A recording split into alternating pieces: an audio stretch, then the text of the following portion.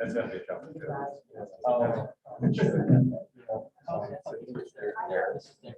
The power. I'm sure they are. It's fascinating. Okay.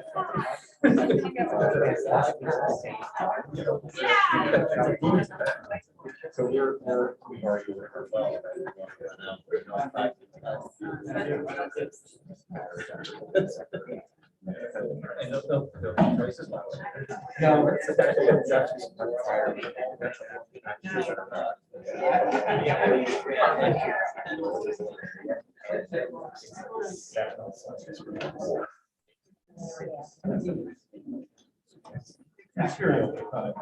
right. So yeah.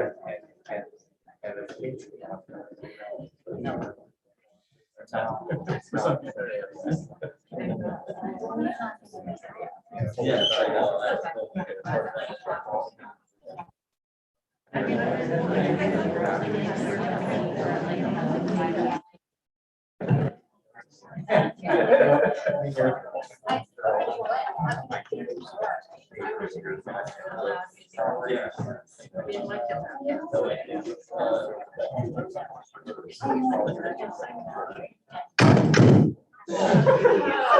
I didn't know you turned on the mic. Thank you. That's working. Yeah. We'll call to order this regular meeting of the Easton Reading Region 9 Board of Education. Call to order the Easton Board. I'll ask my fellow chairs to do the same for their boards. Sure, it is 7:31 p.m. on February 22nd, 2022. We'll call for the Reading Board of Education regular meeting. President for the board are myself, Mike Hoffman, Laura Gibbons, Bernard Sedona, and Stephanie. I'll call the regular meeting of the Region 9 Board of Education, February 22nd, to order at 7:31. Present is Sarah Lieberger, Mary Lee Capel, Kathy Thompson, Todd Johnson, and myself. You also have Karen O'Brien on the line. Yep, I'm participating. Good.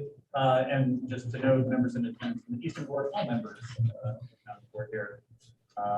And so we'll move on to our first item of business, which is the approval of minutes from the January 6, 2022 special Easton Reading Region 9 Board of Education meeting.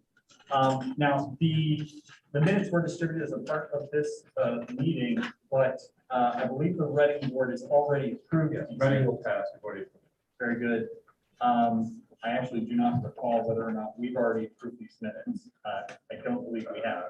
So I think we will take a swing at that. Do you know if Region 9's already approved the minutes?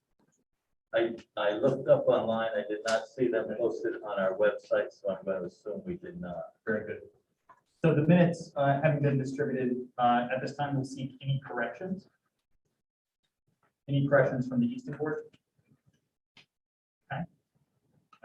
And for the Reading Board, are there any corrections, edits, or discussions on the minutes? I mean, sorry, Region 9. Did I say that?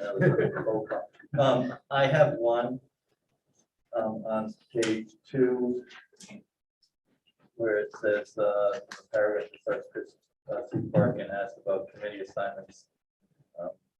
I would move that we strike the last sentence. Board members were amenable to this idea. I never like when we, unless there's a vote or some affirmation by the board, I never like to do a statement like that in there. So I would prefer to remove it. I would support that on the Easton side as well, as we strike that absent the vote to confirm the sentence. I think that works unless there's objection on the Easton Board. Okay. Any other corrections, edits, or comments from the Easton Board? Okay, absent objection, we'll consider those minutes approved on the Easton side. Further from Region 9. Objection, we'll approve them as well. Very good. That takes us to public comment. We'll, I know we have a number of folks here tonight, and I suspect many people are here to talk about the same thing. Thank you very much for coming out in the rain to talk tonight. I would ask, please, for clarity and please be concise. Please focus on the educational interests of our town. Please do not target individual district personnel. And please express comments in a civil manner. Is there any public comment? Yes. Good evening. My name is Stephanie.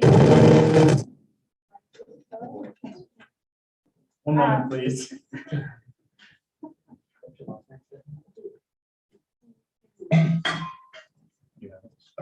Stephanie, you. It's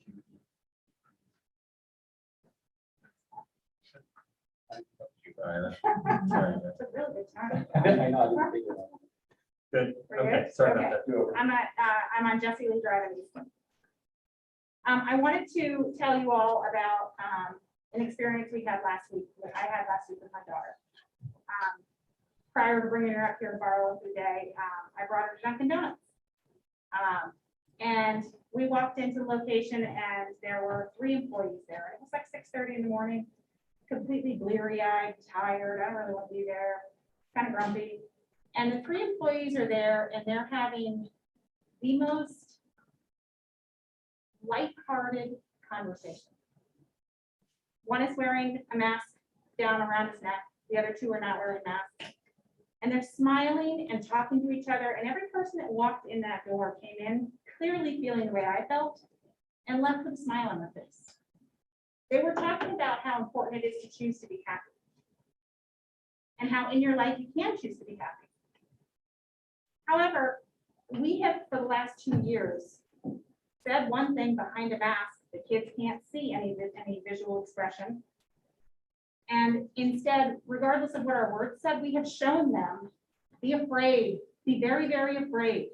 Be afraid everywhere you go. Be afraid of everybody around you. Be afraid of your family. Don't hug your grandma. How are our children supposed to learn to be happy, to be optimistic, to feel like, boy, this is a tough day, but I got this. I can do this. When everything we show them all day long, everywhere they go, is be afraid, be very, very afraid. I understand masks were intended to protect people. You have got to weigh the balance. You have got to think about what the visual has taught them. Because how many of us as parents have experienced, well, they did not listen to a word I said, right? But they see. And when they see, be afraid of everything around you, they cannot learn resilience. They cannot learn, I got this, I can do this. This is a hard day, but I can do this. And they cannot learn, I choose to be happy. So please, take the masks off the kids. Stop mandating the masks. We as parents got this. We can handle this. We can handle the decision that's best for our families. Thank you. Thank you. Any additional public comment?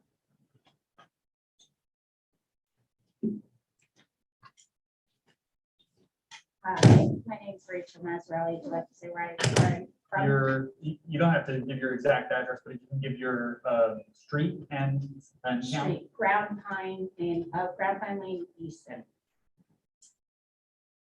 So although I understand that masks will become optional on February 28th, so I assume, I just wanted to highlight a number of points that I hope we will keep in our, somewhere in the recesses of our brain, so that we never find ourselves in this situation again. For 2 years, we were told to follow the science, from locking down to masking to social distancing. The ironic thing is that there was no science to ever back those methods, and thankfully now we have a lot of science to back that it didn't work as we wanted. I will say, and you have my contact information now, or I will give it.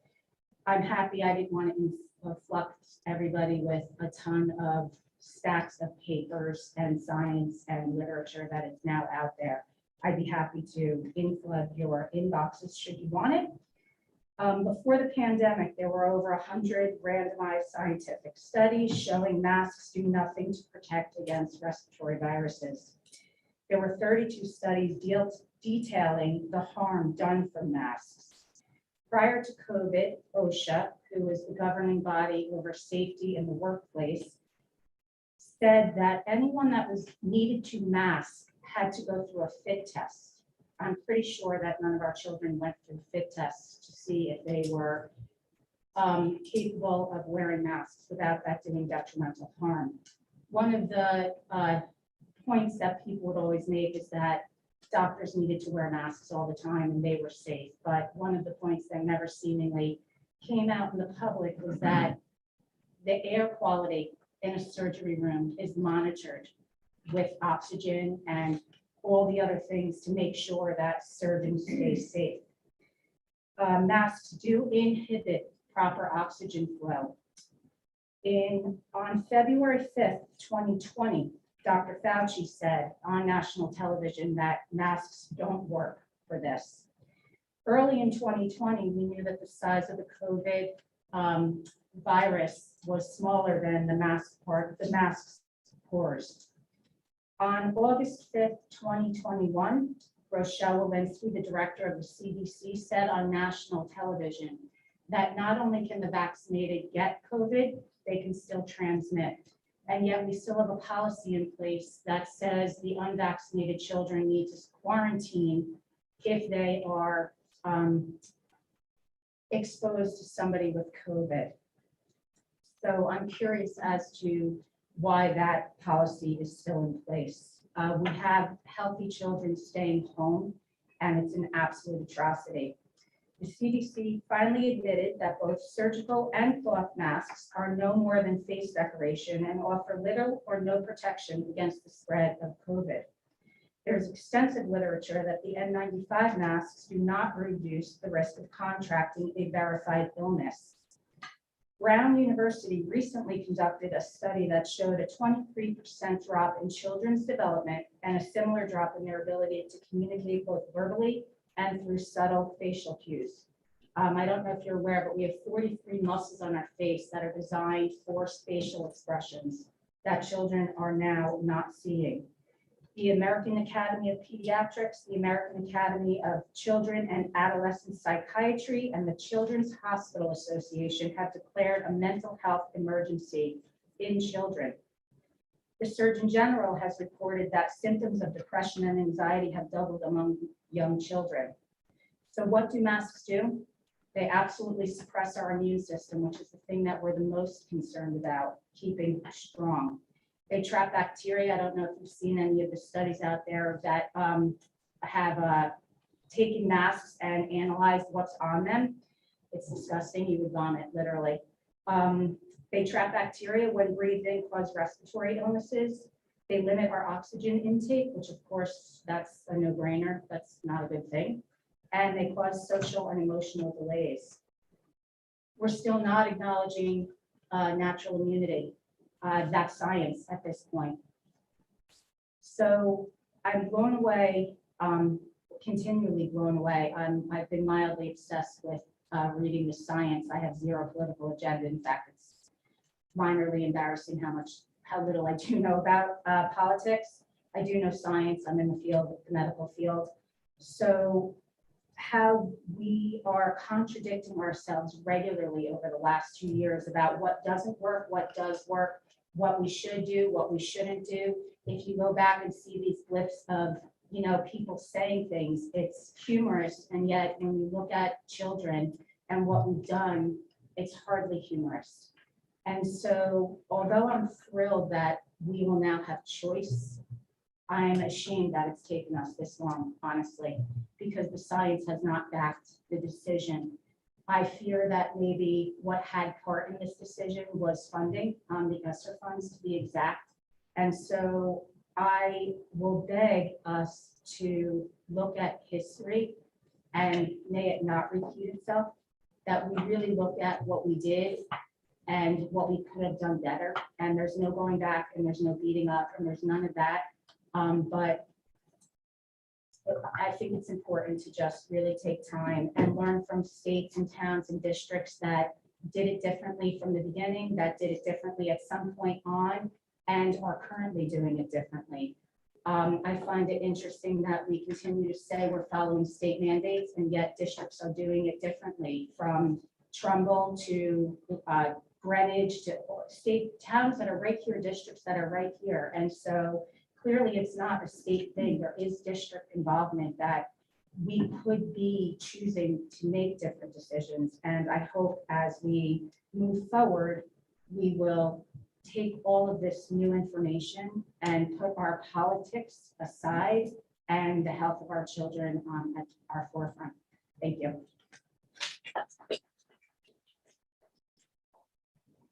Yes. Hi there, Kristen Falzo as Way, Easton. I'll keep it as quick as possible.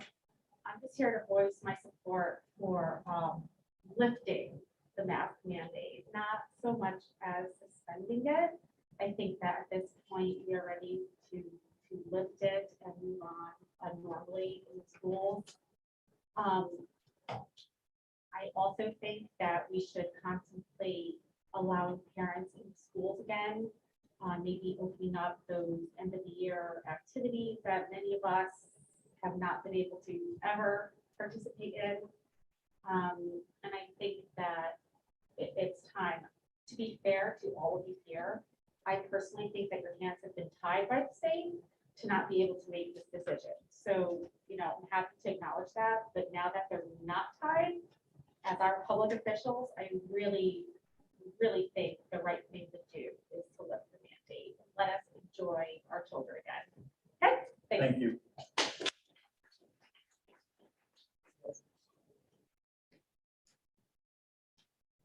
Julie Bassett, Freeborn Road, Easton. I would like to echo basically what the other three women already said. I would like to understand, and I don't know if this is going to be talked about at the board meeting tonight, but the significance of February 28th. I would love to understand what is the significance of February 28th. There was an announcement made by the superintendent last week, which gave us about 2 weeks, basically saying that we are, as a board, considering the mask mandate, to release the mask mandate here in schools. I'm not sure what data is available for either the governor or us as parents or the board to understand what's going to happen in the next 2 weeks in order for us to reasonably lift the mask mandate when it probably should have been lifted that day when the governor announced it. I'm not sure what would have happened in the next 2 weeks to make us understand that the COVID would have gone away in the next 2 weeks. I just think it's sort of an arbitrary date, and I'm not sure what it's linked to, so I'd like to understand that. I'd also like to understand possibly, there's been some talk about what happens when the numbers of cases potentially increase once the mask, it's an optional case for masks to come off, and if numbers change and people are testing or whatever happens, I'd like to know what the board has been discussing and make us aware for the public or the parents of the students. What are they considering as far as policy changes as this information and new data comes out? Because I hope it's not going back to masking and getting rid of my masks. I also want to understand what the quarantine measures, why they haven't changed yet, and if they are going to change for this new policy around masking. And I know that gets into a little bit of the vaccines, but in my opinion, I think the quarantine measures should go away. There are many districts I know in Connecticut already who have done away with quarantine measures, and I believe that these quarantine measures, in addition to masking, is teaching and showing our kids potential discrimination between each other. My children are still in elementary school, and so that I know that they don't necessarily understand the ramifications of having a discussion about why is my friend wearing a mask and whether or not they're going to talk to their friends about wearing a mask. I have told my children that when they go, that this is a family choice. It is not to be discussed with anyone else, and nobody else is any different from you, and your friends should not change based on the fact that they are or are not wearing a mask. I think it's important that our children, especially the young ones, understand that this is coming back into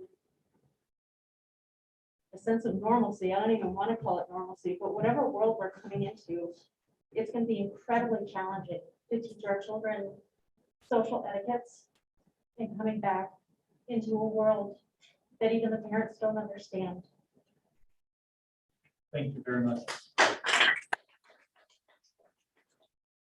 I know there may be many others who would like to make comment, and we'll give you that opportunity if you like, but please know we are hearing you loud and clear. And anyone who would like to raise their hand and say ditto, you can feel free to do that in the interest of allowing us to get onto that conversation as soon as possible. So, any additional public comment?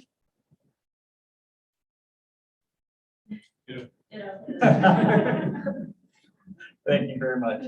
All right, we'll move on to board member comment. Let's start with the Easton board. Nothing? Okay, ready? Just a quick shout out. Thanks for coming out on a nasty day to attend the meeting and speak out. I appreciate hearing your perspectives, not only in email, but here. Thank you. Yes, I would just like to say thank you as well to many people who come out tonight and to all the people who aren't here but who have emailed. We have received some wonderful, gut-wrenching, unique perspectives that really just, I think, bring things home for me. And I think it's been a long and hard 2 years. And I really do hope that we can come to a great resolution today and move forward so everyone can finally be a little bit more at peace and we can figure things out together. Sarah, ditto.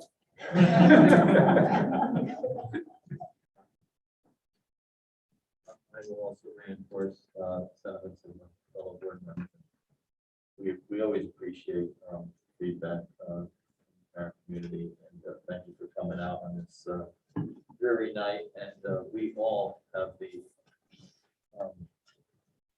welfare of your students and our children is always our paramount concern. So thank you for sharing it with all. Thanks. That takes us to discussion and possible action. 5A, the suspension of policy 5141.8, face mask coverings. I believe Chair Parkin has something to. Sure, I lead us want to into that. introduce a motion, and I'll read it first, and you can put it on the screen, and I can give a little bit of background on it. The motion would be that the Easton, Reading, and Region 9 Boards of Education each, one, suspend policy 5141.8 regarding face masks until the earlier of August 15th, 2022, or further action of the board. And two, specifically delegate to the superintendent the authority to require the use of face coverings in the event public health circumstances so warrant, and or upon recommendation of the board's medical and health advisors, or is otherwise required by federal, state, or local authorities.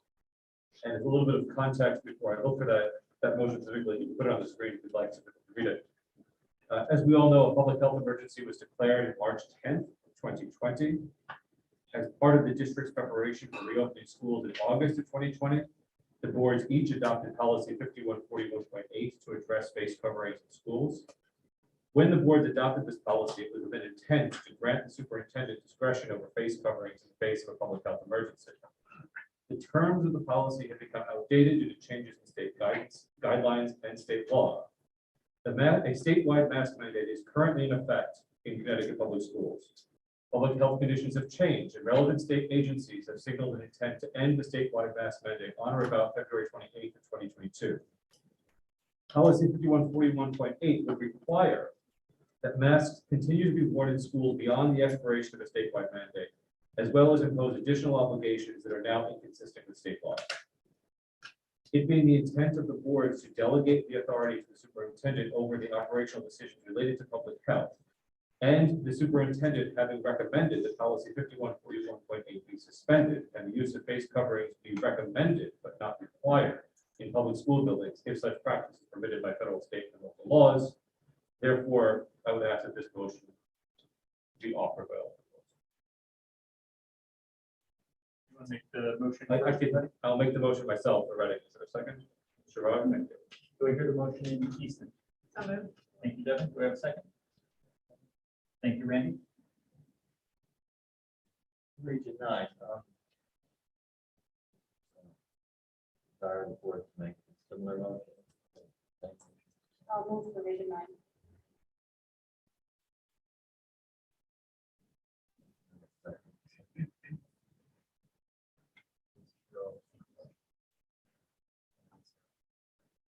I will just quickly note that I think it's, the superintendent retains that authority, whether or not we designate it to him or not, and, so that bit, little bit does, it falls, that I think that it's the board's, it's really the authority of the boards, what has been kind of designated by the legislation, but I do believe that we will still, look to the superintendent to provide that guidance and to, act, when necessary to, It is not a from a governance perspective in as much as we are maintaining the existence of a policy but suspending it. And we want to give direction while the policy is suspended as to what to do. And I think it's also fair to say that it is not the intent, certainly from me in making the motion, that on August 15th, they come back and go back automatically. No. It is the intent in making the motion that we now have a 6-month process to go through our normal policy making and revising work. Another alternative for tonight would have been to suspend a whole bunch of rules to kill the policy entirely, which would set a very negative precedent. And so in the interest of going through the policy making process in the normal course, the ask tonight is to suspend the policy, give us that period before schools reopen to adopt something or repeal it entirely. It's a pure governance conversation, I think. Yeah. Jen, Why does it set that precedent to just?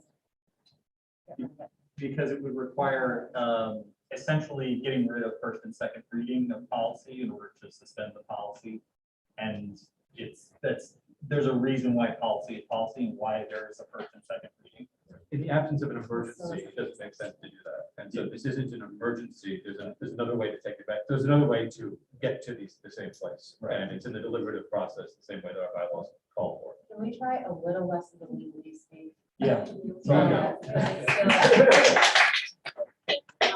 everybody in the room is an attorney, Yeah. for starters, and that honest to goodness didn't make any sense to me. As Yeah, so we passed a policy at the beginning of this.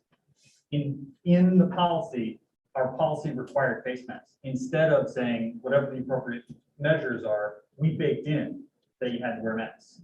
We want to suspend that policy so that we no longer have face masks as a part of our core policy. The right way to sort of put that policy away right now is to suspend it, as opposed to waiving a first reading, waiving a second reading, and doing a number of We're going through those. legalistic maneuvers that set a really bad precedent. So this allows us all the way through the summer, all the way through these summer programs we're running, to get our act together and make sure that we either fully repeal or come up with some other policy that's going to do this as a part of that. I mean, ultimately, we could have a first read of a repealed policy, which would then require us to all come back together and have a second read at another time. Right. And it's unlikely that's going to happen before February 28th. Right. Right, so I just want to make clear that the reason we're not breaking the rules or changing the rules is because the timeline, we want to do this quickly. Yeah. So that's clear.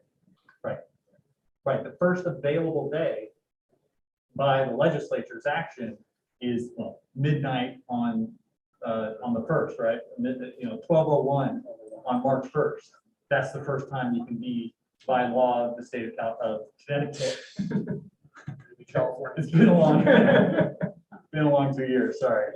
And so that's the first opportunity that you can be without a mask. We are doing this action so that we can take advantage of that. I disagree. I think it's an emergency. I would much rather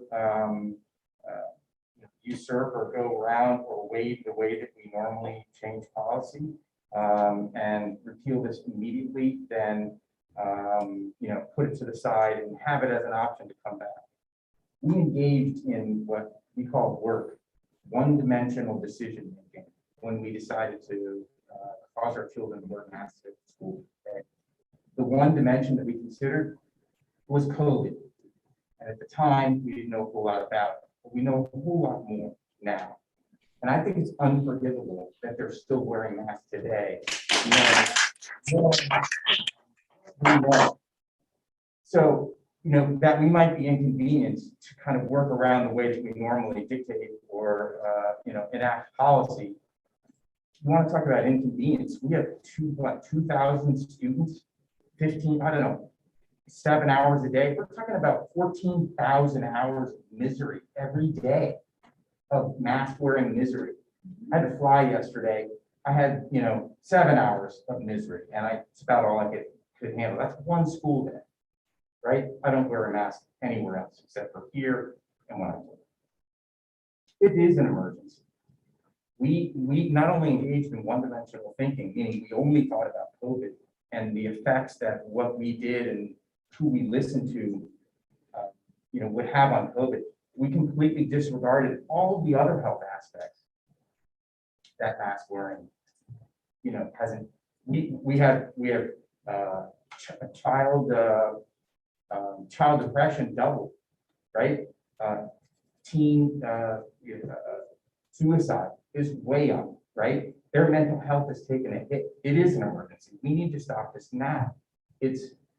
We are seeking to stop this at the first. We should never go possible back. action. We are We should not never go proposing to back. And further, to recommend mask wearing in school, I think is crazy, knowing what we know now. That's crazy. We should recommend the mask come off. I think you know where I stand. I'm sorry, let me finish. I think you know where I stand because, when we voted to support the superintendent, the previous superintendent, when we enacted this policy first, it was a 20-to-1 vote, right? I was the one vote. And my opinion about it has not changed since then. It seemed to me to be one-dimensional thinking then, it is today, to even consider recommending it.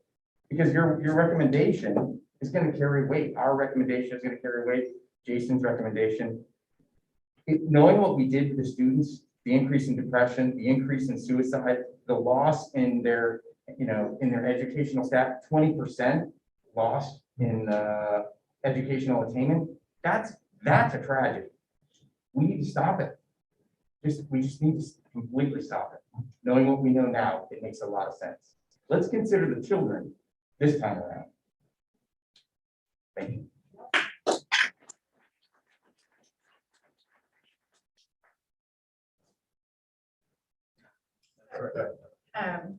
First, I fully support this motion. I think it's important that we give the superintendent the opportunity to do his job and make operational decisions that impact our students' education. I was a part of the board when we passed this policy. I think it makes the most sense to have the people that are closest to our kids make the decisions. So Dr. McKinnon is having discussions with the health officials. He's having discussions with the people at the state. So he's able to make the best decision to make sure that our schools stay open. So at the end of the day, I think it's crucial that we keep our schools open. I 100% agree, Mike, that our kids' mental health has suffered. We're seeing huge spikes in suicide rates and suicide attempts. We're seeing significant challenges in academic learning loss. But a lot of that also has to do with the fact that our kids aren't in school. So we lost, according to Dr. McKinnon's report, I think in January when we went through the budget, we lost 60 days of school. Our kids have been through significant trauma. Everyone in this room has been through significant trauma. So yes, the masks are absolutely part of that. But when I think you know better, you do better. We have an opportunity now to make a decision that vests the power of masking in our superintendent. I think everyone around this table agrees that on 228, we want our kids and parents to have the choice of whether or not they send their kids to school in masks or not. I support that choice. I think most people in this room do. But there also needs to be an opportunity if there is another emergent situation for things to move quickly on the ground without us having to scramble to have a meeting, which is why I support this policy or this shift in policy.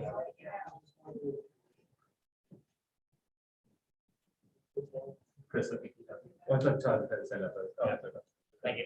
Just a couple things for clarification. First, in the motion, it doesn't say what date we're suspending the policy. So I would like that included.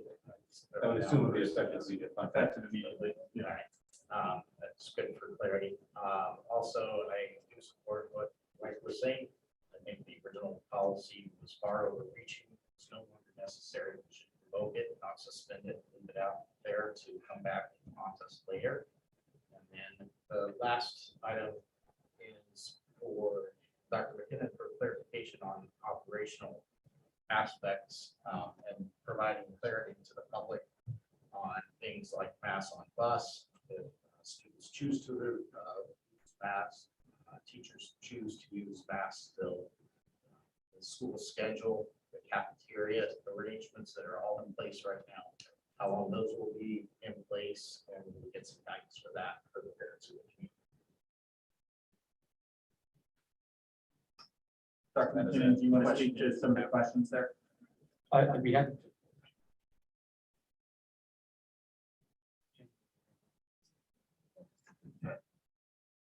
I don't know if Kevin will respond, otherwise it'd be John. I would like to ditto and agree with Mike. I don't want an all too easy way to go back to this without discussion amongst several people, not just one person. That's basically what I was gonna say, and there's absolutely no disrespect to Dr. McKinnon. It really is more about the layers beyond that. The people that are making these recommendations over the last 2 years have given me pause about some of the recommendations that have come from our public health officials. And these people are not the closest people to our kids by any stretch of the imagination. People in Hartford, the Department of Education, the head of the Westport Health District.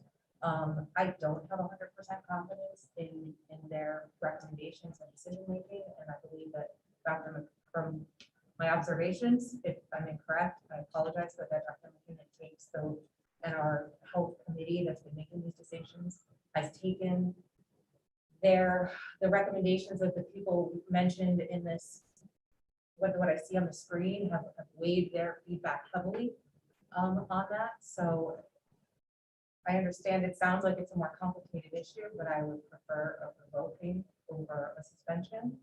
And yes, that there are more steps involved. If this were to be put back in place. So yeah, procedurally, I don't know exactly. And I also heard mention about the idea, I was very concerned when I saw an elected communication that went out to parents in the community that masks are still recommended, but not mandated. I think that just takes a clear point in the road and muddies it entirely.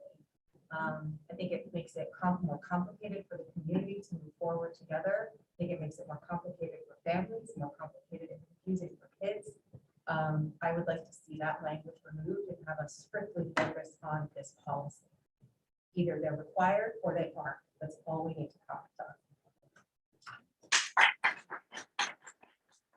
on. Clarification, is the reason that it's recommended so that it's not against the school dress code for kids to wear masks if their family chooses? The language recommended came from the district medical advisors. When we talked to them last week, they understood that we were moving in the direction of masks being optional, not mandated anymore, but they felt comfortable with the transition that that we should still recommend masks, but not make them required. So the language is not mine. The language is from our medical advisors who felt more comfortable in taking away the mandate, the requirement, and substituting it with recommendation. I'd like to understand the difference if the boards were sort of choose suspension versus termination of policy, if you will. What would happen in the case of there are cases going on as a result of sort of suspension happening? What mechanism under a suspension would allow you, superintendent, or the district to say, okay, we can adjust, and people who want to opt to wear a mask can, without being in contrast with the policy? So that's A, if we go the suspension route. B, if we terminate the policy, which I am reluctant to do so because of the mechanism by which we are required by law to have 2 readings of policy. To do that for one thing, I hear people's concerns about mental health, et cetera, but I would be worried about it being used to repeal or terminate other policies that have nothing to do with the mask mandate. So just wanted to understand what would happen in either scenario, suspension or termination, if the superintendent is required to adjust because cases go up.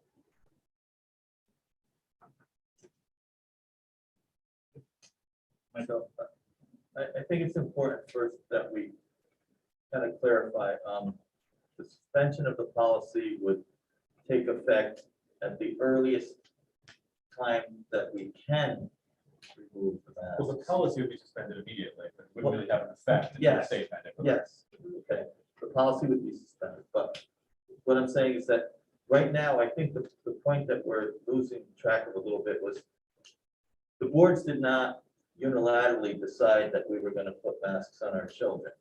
This was a state mandate, a requirement that came down. And so we didn't make that decision on our own that we wanted to mask children. That came from health officials, from, the state legislator and from the governor. And so I think that's important for us to understand that we did not put that in place. As far as suspend versus eliminate or annul, I think suspend is the fastest way to become compliant with going away from an existing policy. So if we are intent that we really want to make sure that we eliminate it, there seems to be no harm in my mind with suspending it and then taking up action, because the reason we can't eliminate it is because technically it's an amendment to a policy. It takes 30 days, first reading, and then 30 days to eliminate it. We don't have that amount of time based upon the short time frame that the legislation has given us.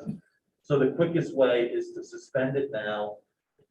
I am hopeful, and I do not see a scenario where we as boards would reenact face masking under this policy.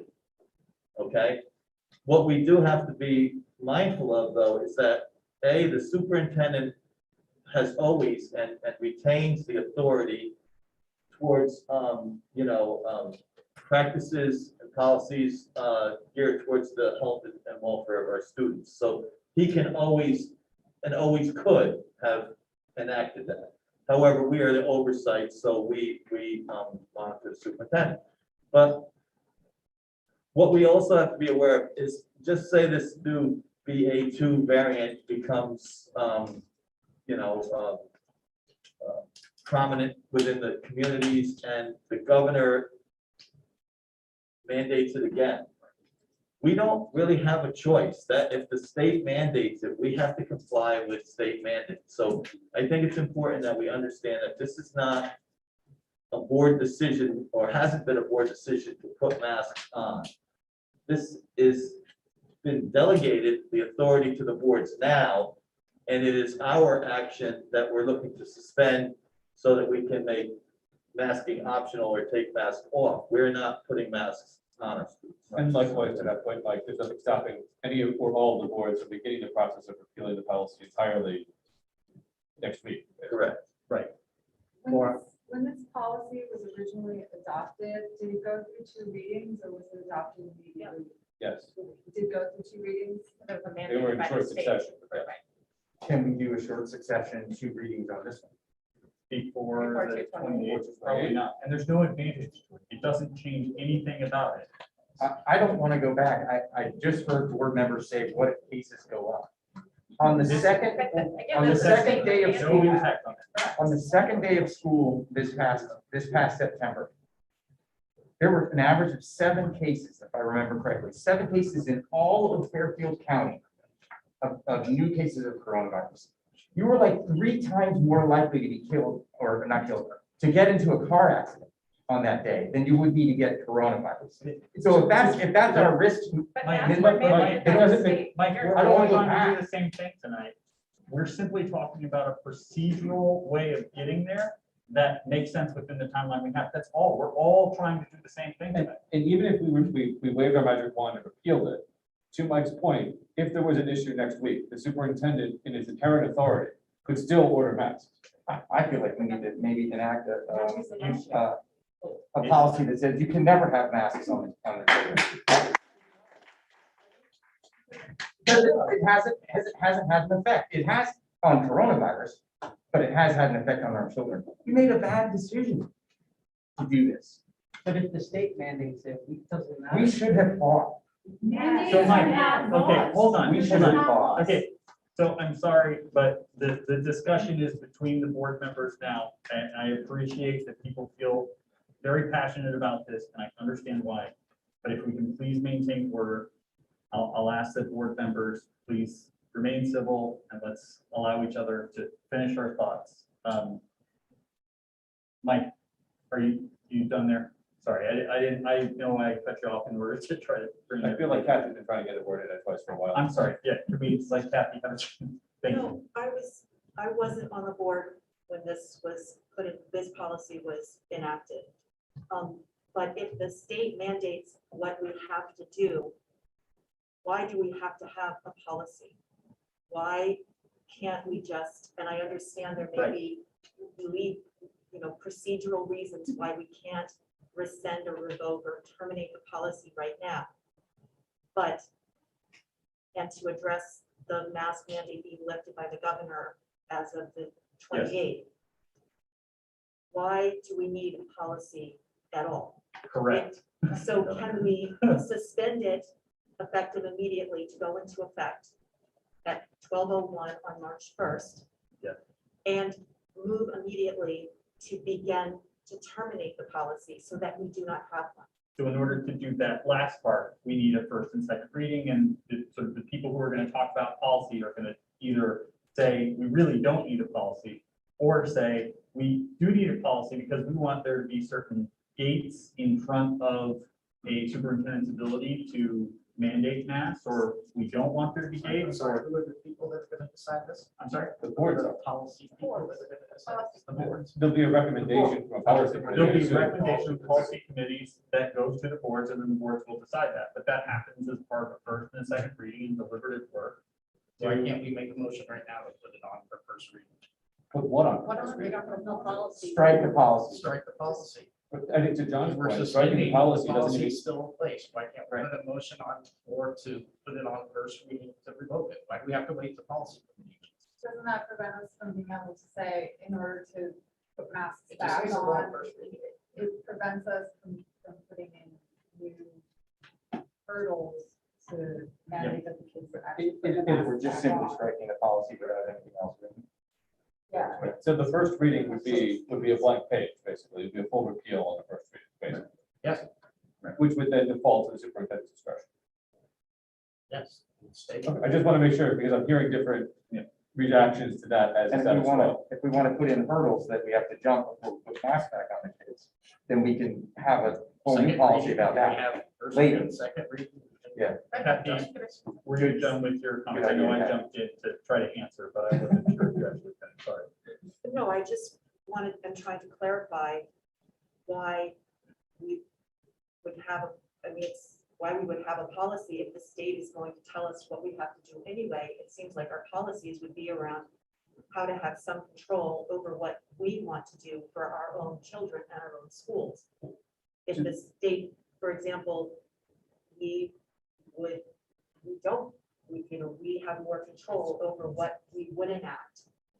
To be clear, 5141.8 isn't just thou shalt wear a mask in school. It's about 4 pages long. It includes all kinds of technical requirements and what happens if this and what happens if that. So it was more nuanced than that. This is obviously the headline issue. I think everybody's had a chance to speak. What the word that's bothering me in everything that you read, Christopher, was recommended. That we're still going to recommend that masks be worn in schools. I think that sends, and to Jenny's point, I think that sends a very garbled message. And I think it's problematic for us to say, we suspend this, but we really think you want to do it. All what I read was the superintendent has already indicated that he will recommend but not require. The motion says nothing about recommending.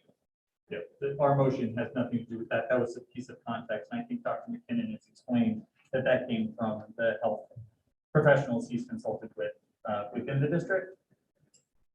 The two district medical. I see, okay. Well, then, Dr. McKenna, I would ask you, would there be an opportunity to revisit that discussion? Because again, I think it sends a message if you say we're going to suspend it, but our health officials recommend it.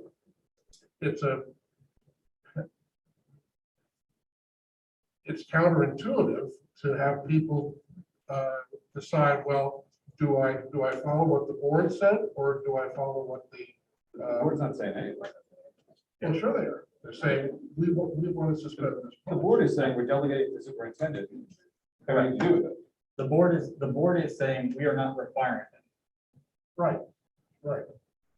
And I just find it hard when you hear the message, we're not requiring it, but we recommend it in the same document.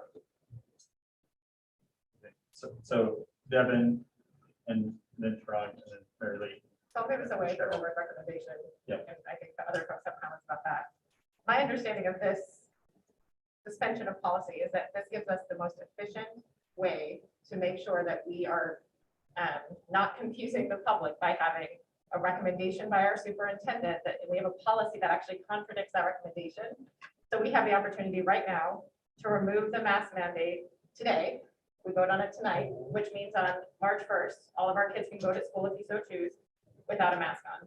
If we go through the revocation, we have to then go through a first reading, which takes time. And so even if we all agree on a revocation, which could happen still when we suspend this policy, so we could suspend the policy tonight, is my understanding. My understanding is this is the plan. And then immediately begin work to revoke the policy. So the goal was to make sure that by the end of the meeting tonight, we all have resolution on the fact that our kids can, on March 1st, we can make the choice to send our kids a mask or not a mask. This is all about efficiency, not about, and not suspending regular order so that we don't set a precedent for other policies. So if we can talk about the words used, I'm personally fine with them. So I'll let other folks talk about the words, but I just want the public to understand this is about efficiency in making this is done tonight. So our kids on March 1st can go to school with or without masks based on your personal choice. So Trog and then Jenny and then Mary Lee and Cheryl. After that, my comment was about the word recommendation. I don't want to muddy the waters of what we're trying to do. So. Jenny, It isn't just about expediency, and I'm not talking about suspend versus revoke. There's language in this motion. The motion that's on the table contains an in-between state that no one is acknowledging. The state has pulled themselves out of the equation, and it passed it on to local districts to make those choices. So at present, if we do this, if Mark Cooper in the Westport Health District says, I think kids should put masks back on because 5 cases pop up and Dr. McKinnon accepts that recommendation, then we have masks back on our kids. Like there's an in-between here that I feel like is kind of the elephant in the room that no one really is, like, we're focused on, are we revoking, are we doing this, like policy, let's make sure we're not setting precedent, but there's an in-between state, right? The state may input, like this, things may change and it may become a state mandate at some point. Again, that is possible. But at present, that is not on the table. At present, it's superintendent and local control. And I think that needs to be addressed. Because I'm not comfortable even in the interim with suspend under these specific conditions. Like number 2, I'm not talking about number 1, I'm talking about number 2. So what would you Because it take out says, number 2? I would get rid of it. Then who would have the? But he has that authority. Yes, the authority. Number 2 is articulating Well, it the needs to authority be he already has. Because it's his authority. But it's the authority. You he can't already has. adjust it. He has the authority to keep our kids safe under 50 other examples, and this is just one of them. We can't do anything. We can do a lot of things. We can't do anything about that. We can Nor say should that, we can say that we. We can say call a special meeting, we can do all that stuff, but we really can't take that out of his control. He's the CEO. For this specific case of masking children in schools, then after the suspension, as you're discussing, are there things that we can put in place that make this not a unilateral decision? The board chair A new can call a policy. meeting like that and we can change. but I'm not sure it makes sense to put that in this policy. Say that again, Randy, I missed that. The board chair could call a meeting. If Dr. McKinnon says, we're wearing masks this Wednesday, John, Chris could call a meeting and say, no. We're directing you not to do that. Could number two say, we do not, as a board, we do not recommend masking our children for COVID-19? They can say whatever we want to say. So sure. But in reality, I mean, but that's, I mean, we're saying the same things. I think so anyway. But I think we're trying to put too much into this. I think expeditiously, this is the right way to do it. We all go back to our respective boards and we come up with what we want to have in this. Now, the question in my mind is this policy covers all three boards, right? We don't want three different policies at three different board levels. It is better when In we, ideal world. when we are aligned on policy because it becomes easier for These but guys. we're not required to. Right, so, you know, we have a meeting, this is gonna be on the agenda, right? I think it would be for the other two boards. Yep. So I don't feel, I feel strongly we should definitely pass this. I don't feel strongly about passing a resolution right now that that's a blank piece of paper. But you guys, I don't think that's thoughtful. No. I think we should move forward very quickly, thoughtfully after the 28th and construct the correct policy that frankly, we need to think about. This conversation is evident that we need to think about it. I think. So, Mary Lee, and then Cheryl. So the other thing is, at this point, students are still need to wear masks on the buses because that's still required by the CDC. So we don't have control over that. You know, so that's just, Right. I know that's not, but, you know, it's CDC law. you know. That's correct. Federal law mandates that masks are still on buses, and that could change tomorrow, or that could change in 2 months, or Right. that's fully out of our hands. Cheryl? Just going to reiterate, I agree with Randy, and I was going to bring up the same point that Mary Lee brought up with specific regard to this policy that's up on the screen. I have it on up here. And as passed, the boards addressed transportation busing in this policy. So to Randy's point, while it would be expeditious to just make today the first reading to rescind the entire policy, we'd still have to address the busing issue until such time that whoever has ultimate authority from a health perspective, whether it be the feds or the state, we'd have to comply with that. Right. And there are also local authorities that have control over this that supersede our authority. With the first selectman in both houses. And to be clear, there was supposed to be more clear guidance about number thresholds and all this. It never showed up, and I was never expecting it to. The promise of, oh, there's going to be guidance. Oh, great, they'll give us something that we can use as a rubric. It never happened, and it was never going to. And I think that the courage that we need and the trust that we need is here, right? We do this, we know, I think we know that we can come together and within the next 6 months, way before August 15th, we can have a smart plan that takes into account the needs of this community, the way that we feel about our children in this community, and doing the right thing.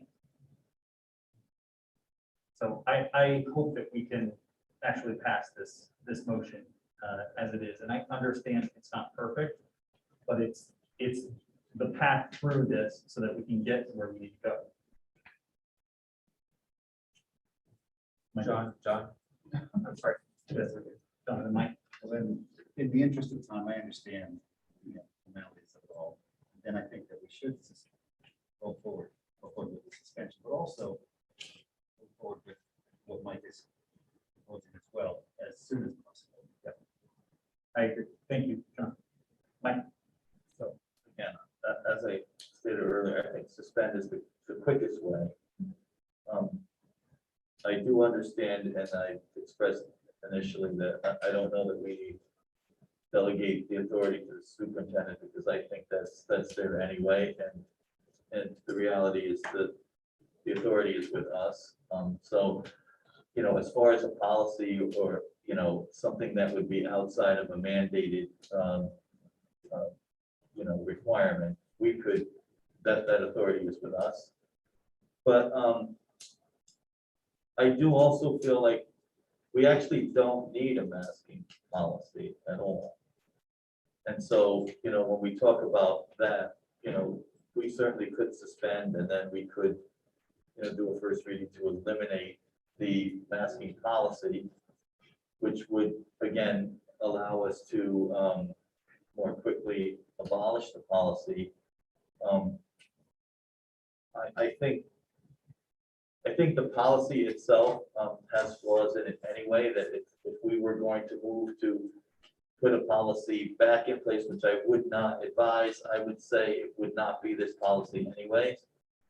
So knowing that we actually don't need a policy in order to be able to, the superintendent retains that authority, and the legislature, as I said, has given the State Department of Education and Department of Public Health the authority to reinstitute masks if they feel it's required, and that's out of our hands as well. But as far as us, from the governance side, we actually don't need a masking policy, but we do need to suspend it, and we need to put in the date and the reason for suspending the policy. And I think that is the quickest way to get to where we all seem to be advising. So.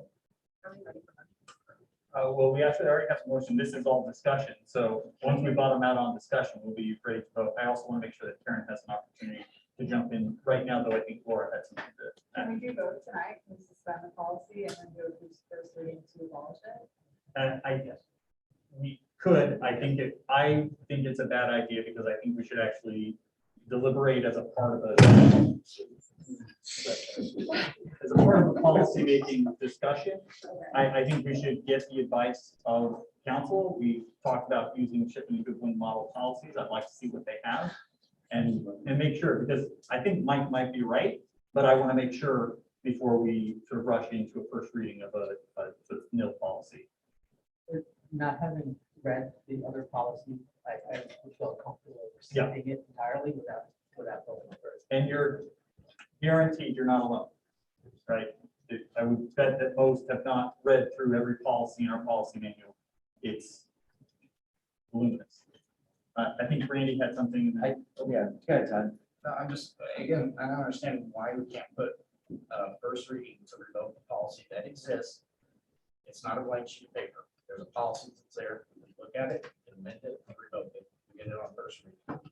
Otherwise, it's sitting out there until each of our boards meet 30 days from now and then put it on first reading. It drags it out. So why can't we do a first reading tonight to revoke the policy? The policy exists. I frankly think it would be irresponsible to do that. I think Shrug just made a really good point. Well, if it turns out to be ill-advised, we can just not pass it via the second. Just pass it to second reading. I think we should focus on the motion that's pending now, and if there's a subsequent motion to accept for a first reading and nullity as policy, the motion can be made. Right. I have a question about that. What happens if the board doesn't take action by August 15th? Not like we don't do anything, but we just weren't able to agree on a policy by August 15th, but what happens then? The mandate kicks in on that. Kicks back in? The policy kicks in back in automatically. The reason that date there is because our bylaws require that the suspension be time limited. Right, we could set that for August 15th, 2058. If that makes people feel more comfortable. I'm not sure that would be compliant. The date has to be. That's too soon. Hard to please. I think the date has to be reasonable, and it's far enough out that it allows us to follow our normal procedures to address that, I think. And the date was, Gives us 6 months. Yes, I Somebody think knows that, you know, and to be resolved before schools are reopening. right, yeah. I don't think anyone's gonna let us get past the August 15th thing. I was just gonna make a quick comment, because we touched on this, Mike touched on it first, and that in the first sentence of paragraph 2 specifically delegates to the superintendent the authority. Maybe we can eliminate to require the use of face coverings and just make it a more general statement that mirrors what he already has as his authority when it comes to safety and public health. As opposed Or we to could just remove two entirely, it becomes his inherent authority. Yeah, it's already his authority. I think we all recognize that. I think The point is that it's specifically talking about face coverings, and obviously that's extremely sensitive to, I think we're gonna have a unanimous vote here eventually to get to it. So that was my thought. I'm fine eliminating 2 as well because it is implicit in this, so. So I don't believe we can eliminate 2.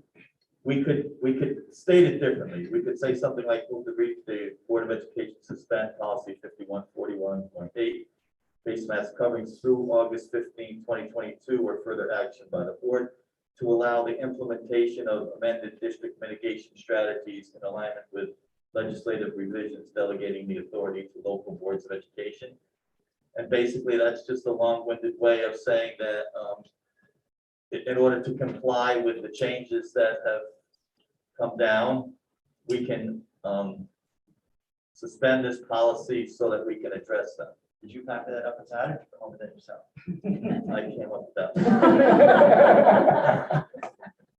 But again, it's, we could do that if that was, a deal breaker, I think. But the important thing is, I would recommend that we suspend the policy so that we can do this quickly. And to Todd's point, if we want to start the process of eliminating the other, I have no problem with that either. And from a drafting perspective, the purpose of including 2 was to provide public-facing clarity as to exactly what happens in the void where it's suspended. Because otherwise, what we're going to have in the minutes of a meeting is we suspend this policy until August 15th, and it's going to be create a level of confusion that I think 2 helped to resolve. We also have a board meeting in April and a board meeting in May prior to our tri-board in late May. So we certainly, each board can take on the challenge, do a first reading, do a second reading, and we can ready to rock and roll on the 22nd. Well, it's called meetings, too. Yeah, we can do special meetings as Yeah, well. but I'm just saying that it's, that Right. we have the time and and stuff's already on the schedule. Correct. Procedurally, could I propose an amendment to the motion, or do you have? Or the question or amend the motion. Don't we have to call the question or amend the motion? We have a But I motion. think Mike is trying to amend the motion. Yeah, I would, propose that we remove number 2 from the motion. So there's a motion to amend pending in writing. Is there a second as the motion to amend, which we eliminate number 2? John has seconded. Did you want to take the same motion all the way on the table? I would like to hear if there's an interest in Easton to remove number 2 from this motion as well. If it doesn't have any if it doesn't change anything, then it's just words on page. It's words on a page or not words on a page. Like my significant concern is still that the output, or I'm not using the correct terms. Things are put in place based on conversations and recommendations with local health officials that I don't agree with, and I think have for quite some time not aligned with things that are in the best interest of the education and care of our kids. And whether we take that number 2, or from what I'm hearing from people, if I'm understanding correctly, whether we leave number 2 there or not, that still exists. Yeah, he has that authority. I think he just adds That's- clarity as to what his authority is. I believe both of those things are true. So do we want to also consider that amendment? If we do, I need a motion and a second. Order. Yes. In order to suspend the policy, you need an end date of suspending it and a reason why you're suspending the policy. Correct. And I'm not sure that if you eliminate 2 in its entirety, that you have that with the motion that's up on the board. That's why I suggested alternative language that would also. The reason is already scanned because lots of the language is paired out to make it shorter. So I think you could make an amendment. However, I think that rather than removing 2 in its entirety, you have to have some sort of a reason for the suspension of the policy. Procedurally, why don't we see if there's a motion to amend in Region 9, then we could. So move, remove the second part. Region 9. Okay, this is a motion. Is there a second? Second that. So the motion's on the table, just in Region 9 and in Reading. Is there any discussion in Reading as to the amendment to remove 2? Don't see any further discussion. Why don't we close discussion before we vote? That's fine. Any discussion in Region 9 about the amendment? Yeah, help me understand, I get, so what Chris proposed, number 2, and what Mike is proposing, is there a path, a path that we could take? Because I get that for sake of clarity and for providing a reason, there might be something elegant that we can add to 1. But it seems like in the absence of clarifying the why, however we do it, that passing only 1 would not be compliant. If you put as a preface to 1, to respond to current health conditions, change in state guidance, and the recommendation of local public health officials, suspend policy. Just a preface like that satisfy concerns. I'm looking to Mike, because I know he has a concern about basis.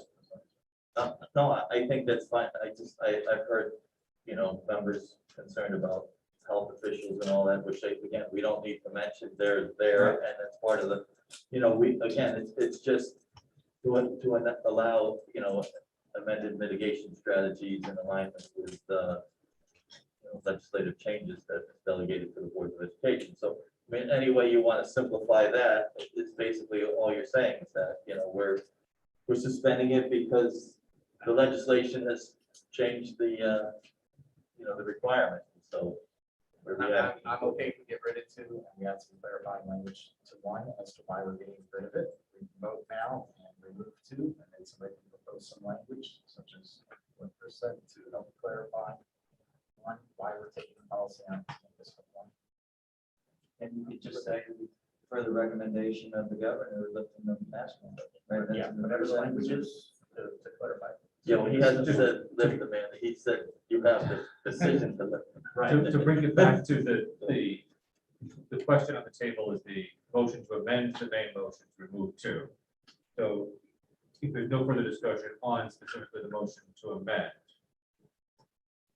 and there's not, John, if you're okay, I'll call the question regarding the motion to amend. All in favor of amending the main motion to eliminate 2, with raise your hands. All opposed? Any abstentions? So the motion goes 1-3-1-2. And it is a procedural motion or a substantive motion? Is it need a majority? The motion just needs, Suspension needs to. the motion for amending the amendment. Right. Amending the amendment. That's the procedural. Yeah, It's the actual motion that matters. The actual. Right, motion. I'm trying to calculate what the impact of an abstention is Right. on a motion to amend. I believe it's the same as a no. Yeah. And, no, I think it's a non-count. It's a non-count. So we'll deem it approved 3-1. I think that's correct. Region 9. all the vote in Region 9, all in favor of amending the amendment to eliminate number 2.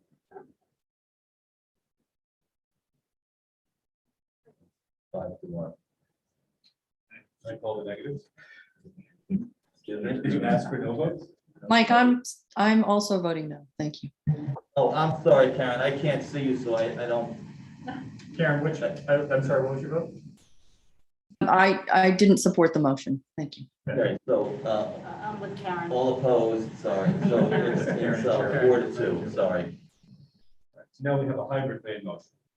We do. I would like to urge, I believe we're going to make another amendment to section 1, which is going to make this okay. I would like to urge that the Easton board sync up with what we have from the other 2 boards. I have a motion from Devin. Sorry. Thank you, Jeff. Any discussion in Easton? No. Call the question. All in favor? So is that is Jen, Randy, Jeff, myself, and Devin. Okay, and no? Moving 2 or 3. We're moving 2, and I think we're going to come back to 1 in a second. Jenny, you're abstaining? Okay, good. All right, we're back in sync. I can't wait to read these This is going to be great. later. All right. I am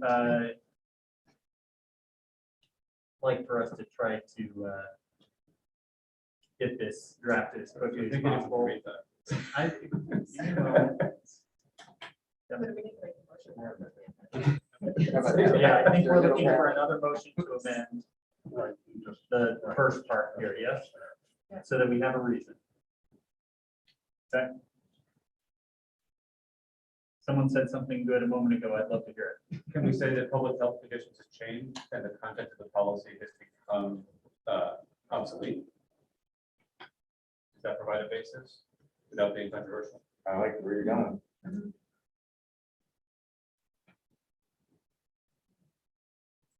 Therefore.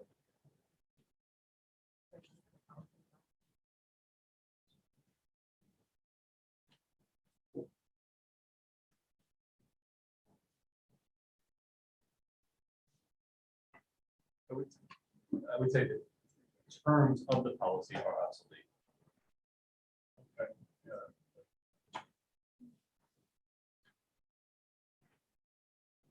Okay. Public health conditions have changed and the basis for policy 141.8 is obsolete.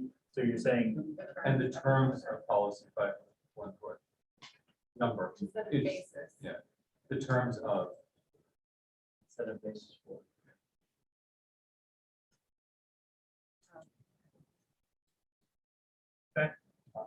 time people is the best thing ever. In terms of policy 5141.8 is obsolete. We move to suspend policy 5148.8. Just gonna match your subject to your verb. Yeah, the terms would be are. Thank you. Got it. Does that work? So That's fine, I'm not gonna worry. therefore, That's fine. therefore, This would be individual motions for each board, so you don't have to plural at the end of the boards. Right. Public health conditions have changed in the current policy. Obsolete. Therefore, we move to suspend policy for the until the earlier of August. Okay. Yeah, I mean, you could, frankly, you could tweak it so it's moved that because public health conditions changed. We could do that, but whatever. But it feels like this works. Yes. The royal we. All right. Easton, do we have a motion to, thank you, Devin and Jenny? So procedurally, John, are you looking for this as a substitute motion or are you looking at an amendment? Amendment. to the main? Amendment to the main. You have the motion? Mike and Laura. Mike and Laura. I'll move it for Region 9. Cheryl and Sarah. Sarah feels slighted. All Sorry, Sarah. right. So now we're up for discussion just on the Discussion. on the amendment. John, could you read the amendment? Because I can't see it. I apologize for that, Karen. I'm going to share my screen here so that you can see it as well. I am not going to do that because this computer's not going to let me do that. Sorry. If you just read it, it's fine. Thank you. So now, instead, there is no two for any of Never the one. boards. There's only one, and it is public health conditions have changed, and the terms of policy 5141.8 are obsolete. Therefore, we move to suspend policy 5141.8 face mask until the earlier of August 15th, 2022, for further action of the board. Thank you. John, do you want to get rid of the 1, 2? I'm sorry? You want to get rid of the 1 at the beginning? Typo, therefore. Yeah. Sorry, John. Period after. Does it have to be boards plural? Or It's individual motion. No, and the board will take this. It's great when you have 20 people. Can we just, Is there any discussion on the motion to amend the main motion? I don't see any discussion about it. Any discussion, Lisa? none? Thank you. Region 9? Any discussion on the amendment to amendment? Apologies, Sarah. Great, a flow chart. We'll call the question Easton. All in favor? All in favor? Thank you. On the question Unanimous on the feedback? motion to amend the main motion, all in favor? Motion carries unanimously, right? Region 9, all in favor? I vote yes. Thank you, Karen. Now we're All back right. to the main motion, Now we have the main motion. So now we're actually voting on the substance of this, unless there's any discussion on the substance. unless there's any additional discussion. Sandy, we can call it in Reading, all in favor of the motion as amended. Carried unanimously in Reading. In Easton, all in favor? Motion carries unanimously. Region 9, all in favor. I vote yes. Thank you, Karen. Good. That was unanimous. You were a yes as well? Yes, we may. Very good. Thank you. That takes us. I'd like to make a motion. Since we now have all of the terms of the policy, 5141.8 are obsolete, that the Region 9 Policy Committee, or Region 9 makes this policy on first reading, since it's obsolete, needs to be modified or removed. I'd like to make a motion that put it on first reading. Since we've just- Motion to add it to the agenda for first reading for amended. It's obsolete. Amendment would be the nullified clause. Okay, there's a motion. Is there a second to that motion? Second. Second from Mary Lee. So you're going to add it to the agenda at this point? I'm hearing two different things. I'm adding. One was a It needs motion to go to on the first reading agenda now. before we He's do it, adding and it I to- can keep it under suspension of the policy. Leave it to procedural. And I just clarified what his motion was and Mary Lee seconded. So, And it is adding to the agenda, correct? correct. For, Yes. for tonight. It's Okay, already tonight. done. We have the authority to Got it. add things to the. I'd like to make that motion, right? Motion is on the table and vote to add it to the agenda. Right, yes. Do I hear that? Yes. Jenny, do I hear a second in Easton? Jeff, thank you. Okay, so we'll call the question to add to the agenda. All in favor? Karen? Karen, are you in I'm favor of that? Unanimous here. Yes. Ready? Call the question on adding it to the agenda. All in favor of adding it to the agenda? Vote no, the motion passes. In Easton? Call the question. That 3 yeses and no. I vote no. Okay. You voted no as well, Jen? All right, so the motion does not pass in Easton. Which just so Easton understands. it is reasonable. Right. Okay, so carrying it further, there's a new motion, a new item on the agenda. Which is to move to amend policy 5141.8 for first reading. I'll make that motion that we.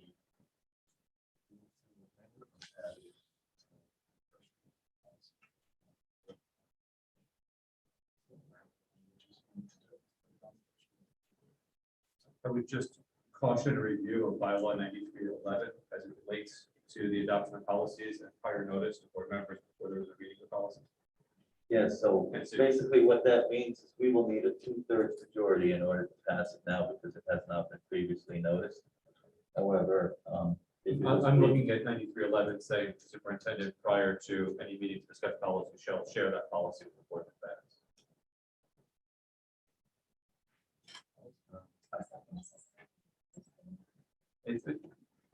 I'm in the Region 9 bylaw is saying that policy proposals and amendments or revisions to existing policies shall normally be submitted to all Board of Education members by the superintendent in writing prior to a regular scheduled board meeting in which such proposed policies, amendments, or revisions shall be read and discussed.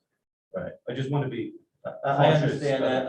I would say that I would almost guarantee you when we enacted this policy that never came to the superintendent. So it, at this point now, there's a motion on the floor. Is there a second? A motion and a second. Is there any additional discussion on the motion? Hearing none, we'll call the vote. All in favor? Yeah, I had a question, or actually just a comment. Reading this policy that in terms of vetting, I don't feel comfortable with rushing through this because it could create an. We get its first reading, we got the That's fine. second reading, right? We Yeah. got discussion on it, so all I'm doing is starting the clock on the revision to the policy. Be it revising the wording or removing the policy altogether, this starts the clock. I understand that respectfully, but my understanding is that if that so changes, then you have to go back to first reading.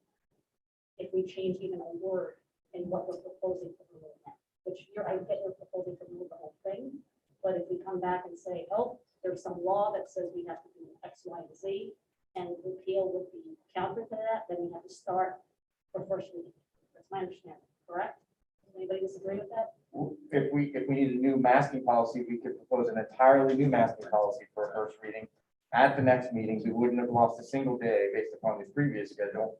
What Todd is doing is he's just starting the clock earlier on a straight up deletion of the policy, which I think is a good idea. Completely appreciate and understand that, and also I'm concerned that Easton's not on board with this, and this is not a kind of policy that we can deviate, because at the end of the day, we have kids all have siblings in all the other buildings, and it would be prudent for us to think through that. That's all I'm saying. But point And I'm taken, just Mike. reiterating, we just all agreed the policy is obsolete, so. Yeah. Okay, any further discussion on this motion? And again, just for clarity,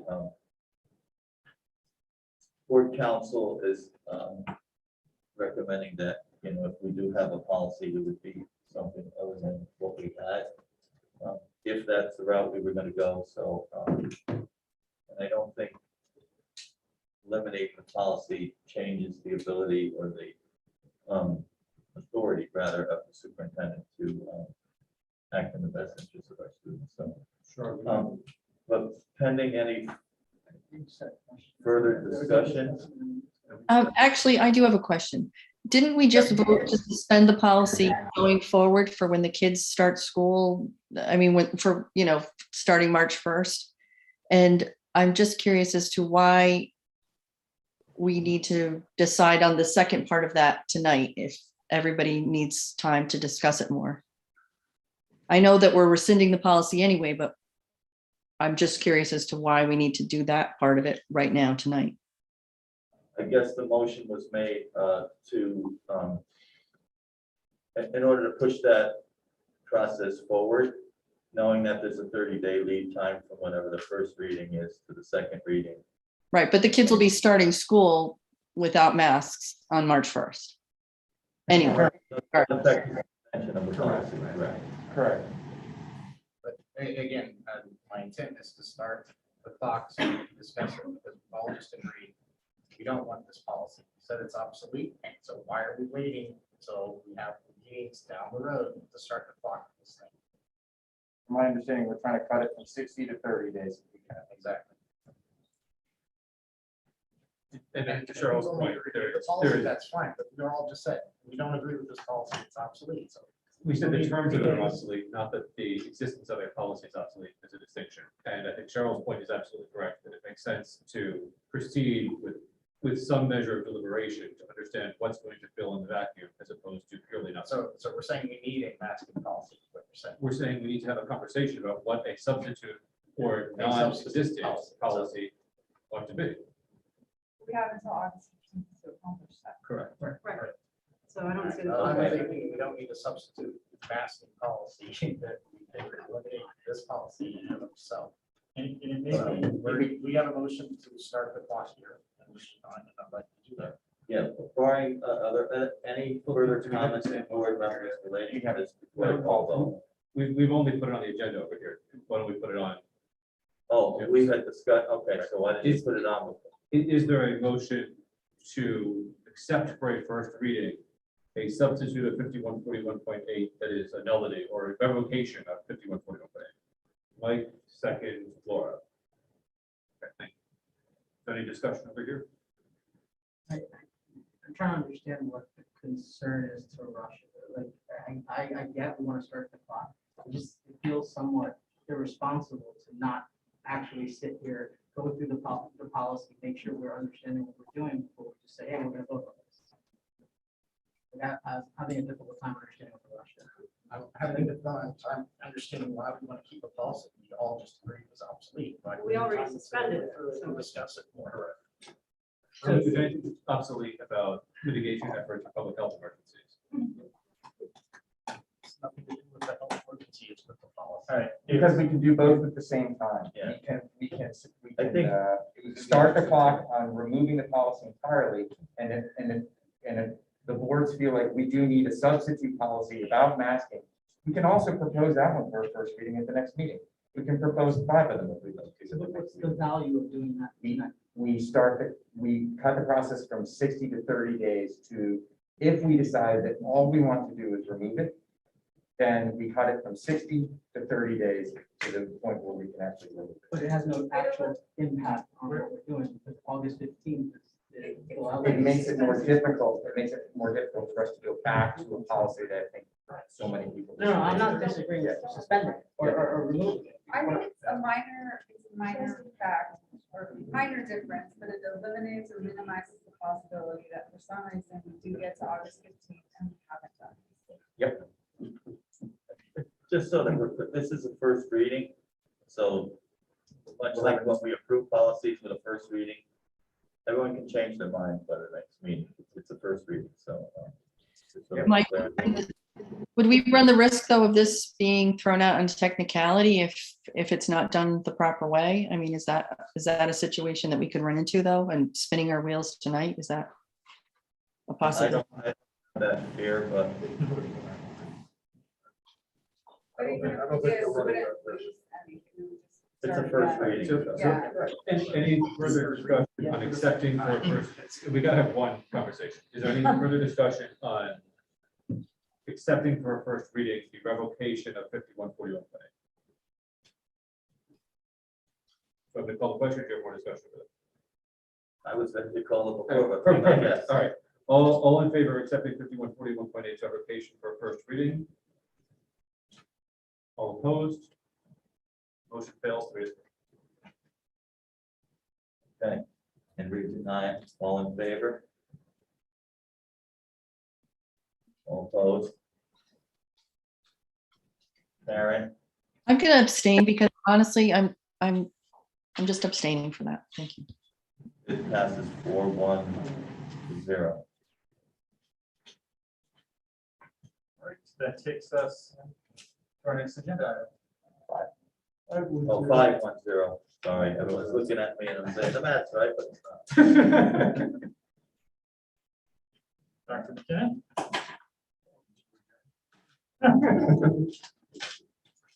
Motion to approve the central office budget.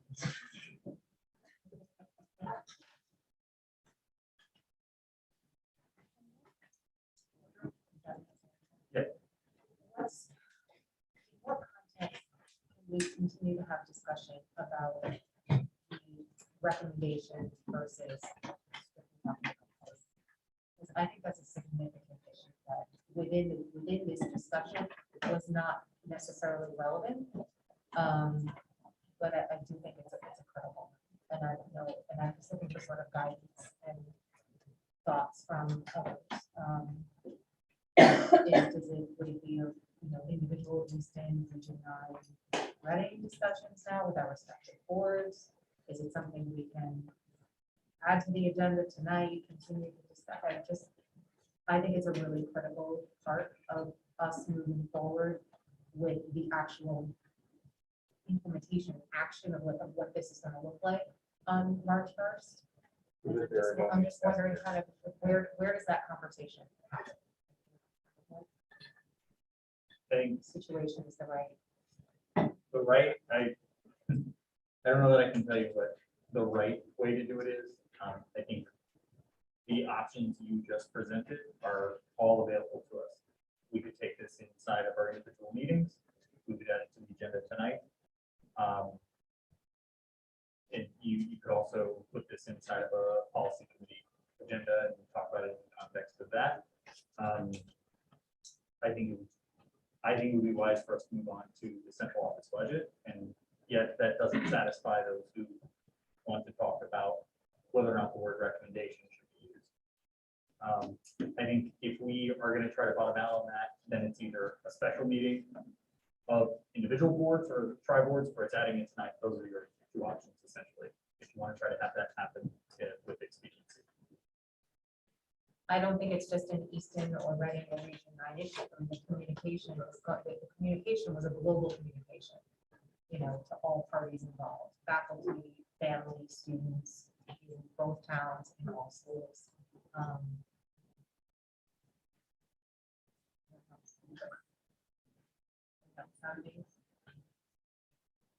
I think- Does us discussing it really can change what the doctor recommended, the doctor.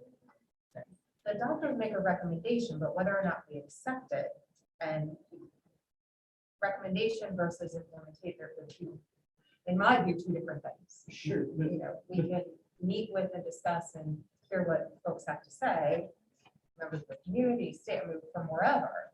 But whether or not that it's actually put in place and put in writing and sent out to the district is, they don't necessarily have to go ahead.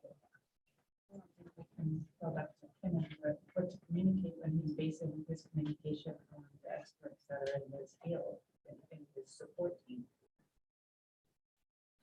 Are we saying that we disagree with the doctor, so we're gonna tell him what the doctors, like, what to say versus what the doctor's telling us? That seems like far reaching.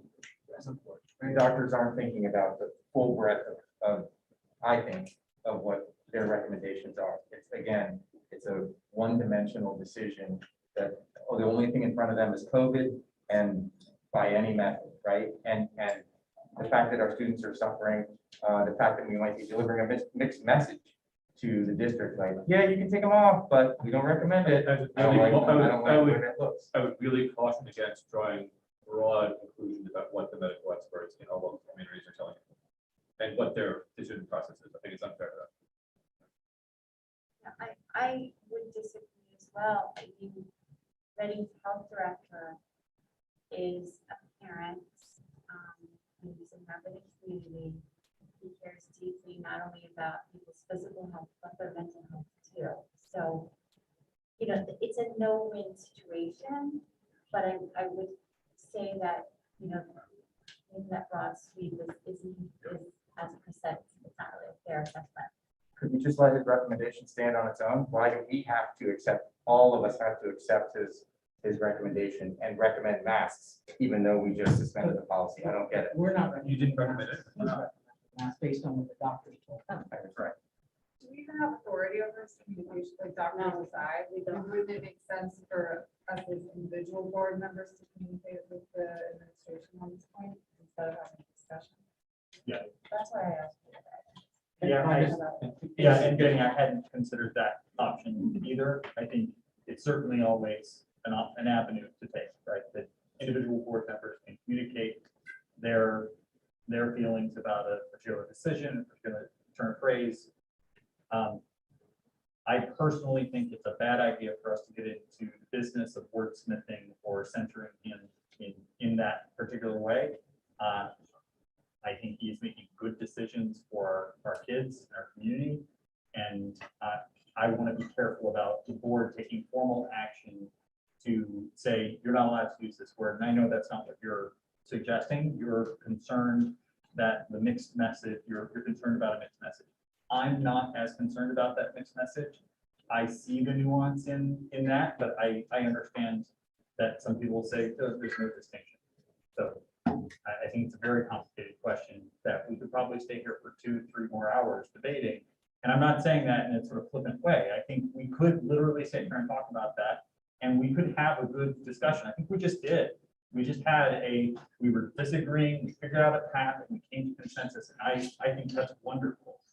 But I think this particular topic we should probably put to the side so that we can move on to the central office budget. But that's just me. I'm just one member of these boards. If the agenda item was either a first reading or suspension of the policy, I think we're off that agenda at this point, unless somebody's making a motion to add. Yeah, no, it's true. We are a bit off of book now. So I think those are the options. If someone wanted to make a motion to add an agenda item, that's available. It could also in individual fashion or together call for a special meeting. And of course, individual board members are welcome to share their feelings about this to the superintendent. Yes, Jeff. Yeah, John, let me read what was in the letter. If you vote to suspend. It's not on the agenda. We're on the Like, agenda. you're way I think we have to, add it to the agenda for. Well, the only point is, we're worried about what Dr. McKenn's next steps are. He explains that in his letter, that he will work with all stakeholders to come up with the best policies going forward for us.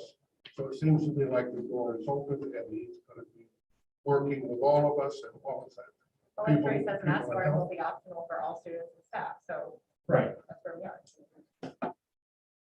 So Jenny, I have the same concern that you have about sending a mixed message, but I also see that there's room here for further discussion and have this thing mold, perhaps mold in a different way. Good. Can I just say something about that? Please. You know, I wrote that letter last week before the state released their guidance, because we were promised guidance from the State Department of Education and the Department of Public Health about they were going to release criteria about what the next steps look like after February 28th. And just to kind of answer Julia's question from earlier, you know, where did this date come from? The 28th, right? Because COVID doesn't recognize the date on the calendar. So why is this date suddenly relevant? And it was because the governor's executive orders were expiring. He needed the legislature to extend them, and the orders were extended. They do say that the legislature did grant the Commissioner of Education the authority to reinstate the mask mandate if conditions warrant between now and June 30th. I talked with our medical advisors. A week and a half ago, they were uncomfortable with the idea of removing the mask mandate. And I had many conversations with them about, you know, I think we're going to be okay. COVID rates are decreasing and so on. So we ended up with, okay, we'll move forward without the mask mandate. We're still recommending masks. I sent you all a copy of my letter that day, and I said, I'm sending this letter out in 3 or 4 hours. Let me know. Now, I know the timeline's tight, but I did give you an advanced copy of that letter. The state did release guidance on Friday afternoon. We haven't had a chance to review the guidance in a lot of detail. I've read the guidance, but they lack, the guidance from the state lacks any clear blueprint about what districts should do. In fact, the guidance asks us to answer questions that they're asking. So instead of providing us answers, they're actually asking us more questions. I'll send it to you for a laugh. But one of the things they're saying is this, and this might help relieve or kind of reduce your anxiety about the possibility of masks returning. They're recommending a shift away from an emergency pandemic response to a model of pandemic management.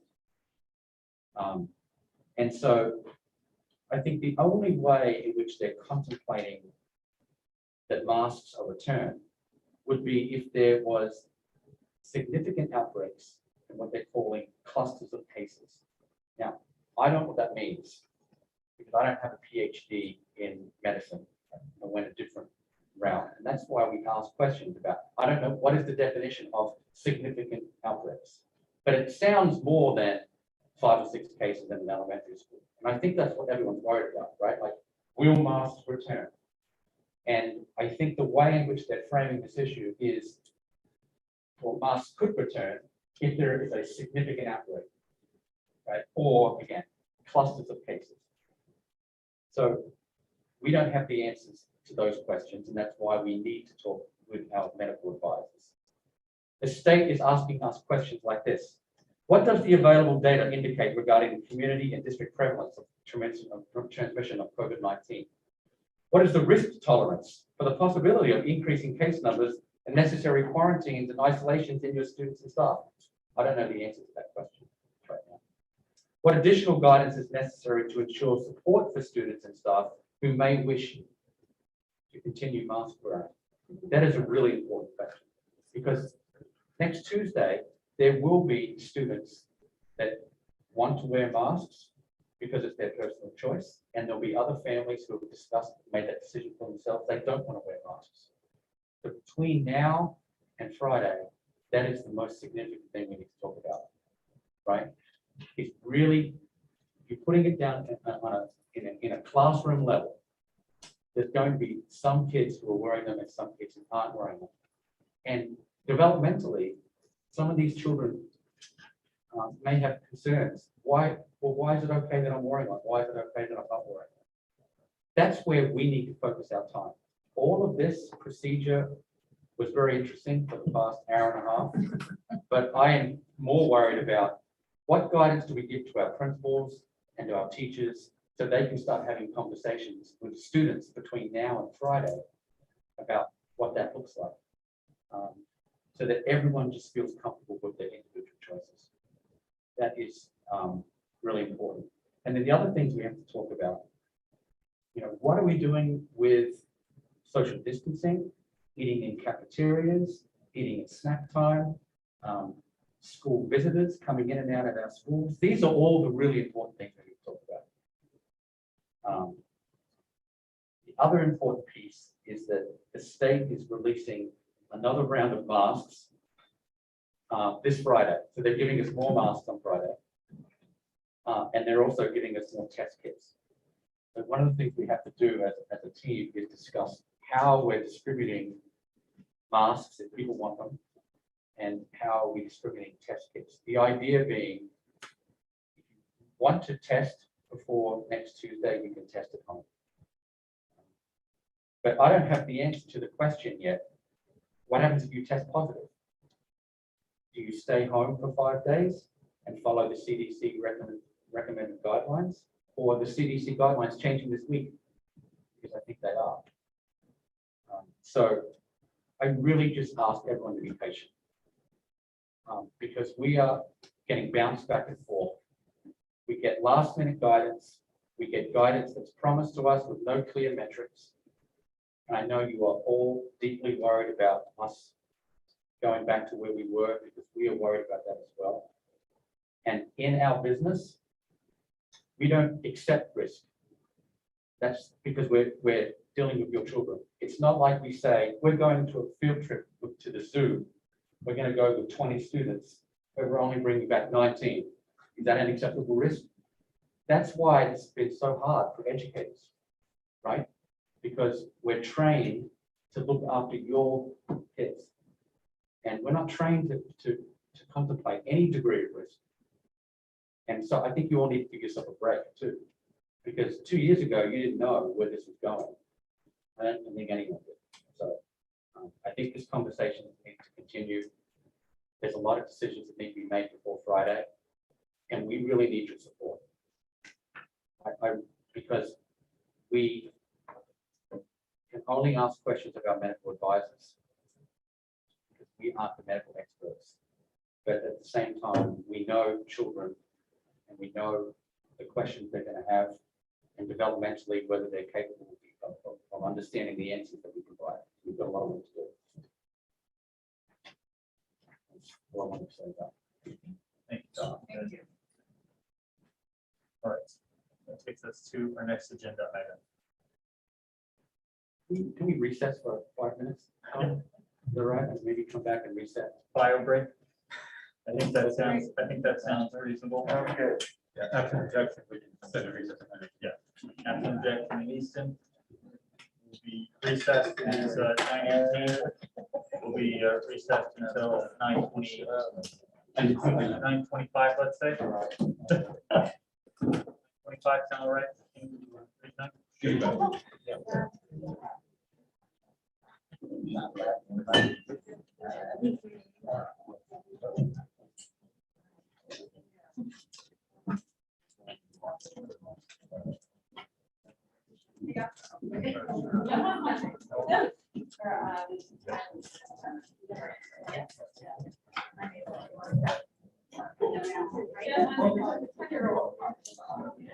Just like that.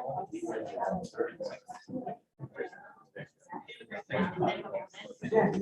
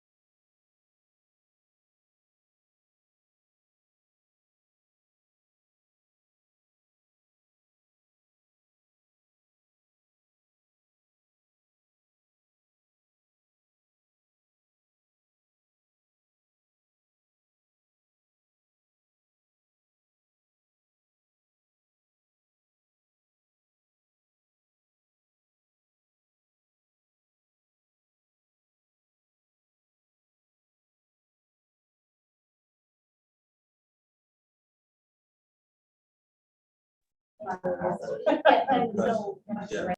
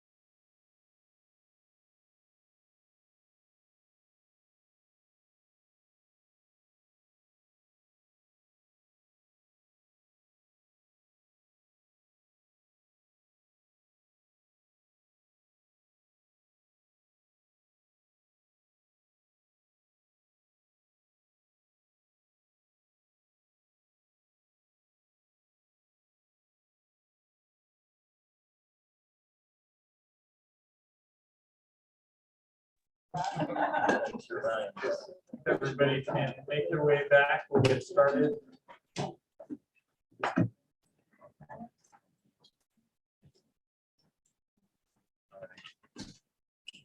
Back in session at 9:26. Dr. McKinnon. Okay. Good evening, everyone. Tonight we're eager to present a cost center that has already been factored into each of your Board of Education budgets. In fact, our proposed central office budget tonight is actually lower than the $688,010 budget that we've already presented to you previously. In the numerous budget presentations I've given over the years, this is the first time I've ever presented a central office budget in isolation. I thought that was interesting to say. But I did reflect a little bit about what this means. And in discussing the central office budget, I hope you all recognize that the central office manages operations, but also as leaders, we coordinate and lead schools towards coherence and student improvement. And in leading, we set learning targets that promote best practices. Once we navigate through the budget process now and in the spring, I would like to set our sights on a strategic plan that will articulate our values and identify our priorities into the future. So as you've seen in each of the district's presentations so far, we've organized the budget into new ways, into different cost centers, and the central office budget has three main categories, which are staff, facilities, and operations. At the top of the budget sheet, you can also view the 2021-2022 approved budget, 2022-2023 proposed budget, the dollar increase and percent increase. And we also added the tri-district share associated with each of these budgets as well. Of course, this information is contained in a Google Sheet, which we will publish for the public and put on our various budget websites. And this is just another way in which we can provide transparency and also provide the public and with you an opportunity to explore the budget in greater depth at your leisure. So the cost centers, again, the three main cost centers: staffing, facilities, and operations. And in staffing, we have certified staff, non-certified staff, other payments, Medicare, and Social Security. In facilities, we have central office lease, rental fees, utilities, things like phone copiers, phone and lines and copies and so on. And in the operations cost center, you'll see things like legal fees, supplies, equipment, technology, hardware, professional resources, and development. So this brings us to our first cost center, which is staffing. And the staffing accounts relates to employees. So you'll see salaries, Medicare, health insurance, life insurance. This cost center actually represents a $5,000 decrease next year, or a reduction of 0.28%. It does include salaries and salary increases. And we have calculated salary increases into the central office budget as place keepers. This is what I've done in previous districts around the December, January timeline. The salary increases represent a 2.5% salary increase for administration, and a 2.5 salary increase for non-certified staff, the exception being the human resource manager, which has a salary increase of 4.5%. Again, these are all placekeepers. I recommend that the board adopts the current central office budget with these increases, which represents a total of $35,000. $21,000 for administrators and $15,000 for non-certified staff, and simply pass this responsibility onto the negotiating committee to work with that bucket of $35,000, which can be adjusted down, but you've identified a ceiling for the purposes of deciding on a central office budget tonight. So once again, the administrative salaries include superintendent, the assistant superintendent, the director of technology and digital learning, the director of finance. It's a 2.5% budget increase for salaries as a placekeeper. The reason why it represents 2.6%, 2.62% on this slide is because there's a changing starting place and a difference between what was actually being paid to people in the roles of superintendent and director of finance this year. 2.5% represents an increase for next year. Non-certified staff, again, reflects embedded salaries. And for non-certified staff, we have positions like accounts payable clerks, benefits and payroll clerks, administrative assistants, accountants, a business manager, and a human resources. In the other payments certified line there, you see next year for $13,663, you'll see a decrease of $21,000 from other payments certified from 2021, 2022, 2022, 2023. And that change is reflecting the director of finance pension contribution. Pension is calculated as a 7% of gross earnings. And the reason for this reduction is that the previous business manager, we eliminated an annuity, which we no longer need, and we removed the use of unused vacation day payouts, which we're not using because of that change that has been made in contracts.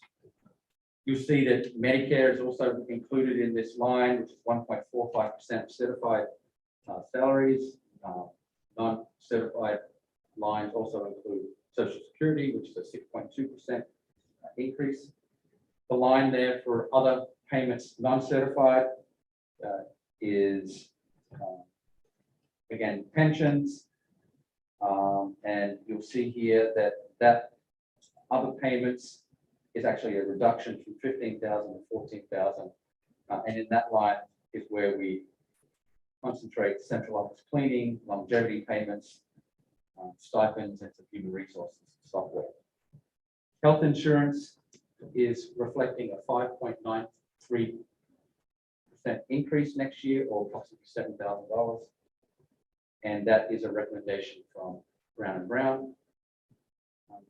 I caution you in changing anything to do with health insurance for this particular cost center. It's very different from the cost center when you think about health insurance for a large sample size.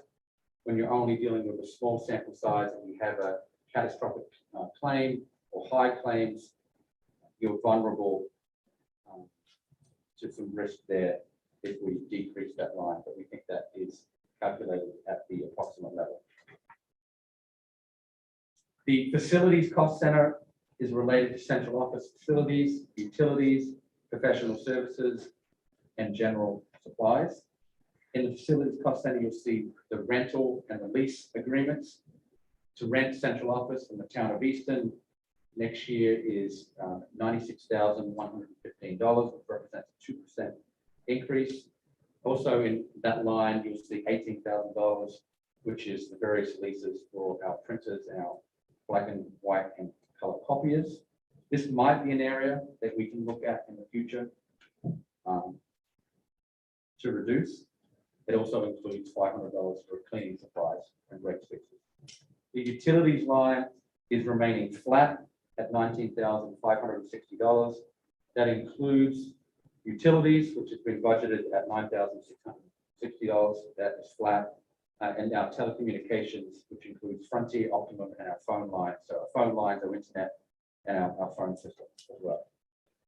Dues, fees, and other professional services. You'll see that has a $12,000 increase, or approximately 13%.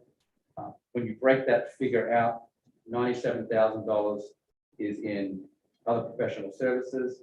$71,000 includes our power school fees, which includes e-finance, now HR accounting systems.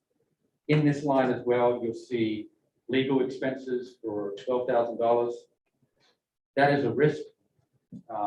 Currently, right now, we've already spent $15,000 in legal fees this year. Last year, we spent $30,000 in legal fees. So we are budgeting on the lower side for legal fees. This area also includes $1,000 for trash removal, $750 for floor mats. In the dues fees category, you see there for actually included in that dues fees is included in dues fees and other professional services. That includes our CAPS membership and smaller membership for an advanced Marshall memo and so on. The final category in facilities is general supplies and equipment. That is remaining flat at $6,500. $3,000 is included for postage, and about $3,500 is included for equipment and supplies. That would be any computer replacements, laptop replacements, but it also includes things like Amazon orders, paper towel holders, folders, office supplies, and the like. The final cost center represents professional resources, non-instructional supplies, and technology. You can see that professional development has decreased from 13,100 to 7,400, which is a decrease of approximately 40%. And that primarily is reducing as a result of conferences and travel, going from $12,700 to $7,000. And that is taking out mileage reimbursement between schools when administrators travel back and forth. That's been removed from contract. There is still mileage reimbursement if you travel to an out of district conference. Non-instructional supplies includes other general supplies, most commonly our copy paper, WB Mason, toner, and the like. And that is flat. And technology, you'll see $1,500. That is also flat. That includes support for Adobe, Vimeo, software extensions, small, etc. But that's a description of our three cost centers. In summary, we're pleased to present a relatively flat central office budget in the amount of $2,056,022, which represents a $3,753 increase over this year's budget, for an increase of 0.18%. And each district's share represents an increase of $1,251, or an increase of 0.06%. Includes the central office presentation, and we look forward to answering questions. Thank you, Dr. McKinnon. Any questions? Dr. Easton, any questions? Sure. Question on healthcare. I should know the answer to this, but your healthcare, are you in the larger funds? Do you tap into the various funds in the three districts? Healthcare fund balance, like we talked about this in Easton. I think we use the same one. Yes, I think we use the same program administrator, and yes, It's a single claim plan of which we allocate on a spreadsheet in the back end. It's a question, if we were to go over that amount, would we be able to full time the healthcare reserve? And I believe a few years ago, the central office budget did go over this line. Each of the three boards had to contribute a certain amount to break it back even to that. Even though it's the same pool on the back end, from a budgeting perspective, because of the way we share it, we want to make sure that we always break even on it amongst the three of us.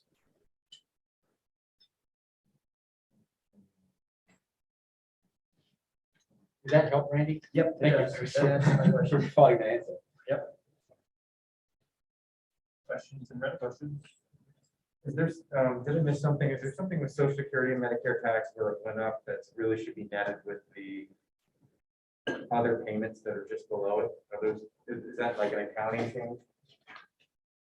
Salaries remaining pretty, going up just a little bit. That's a big change in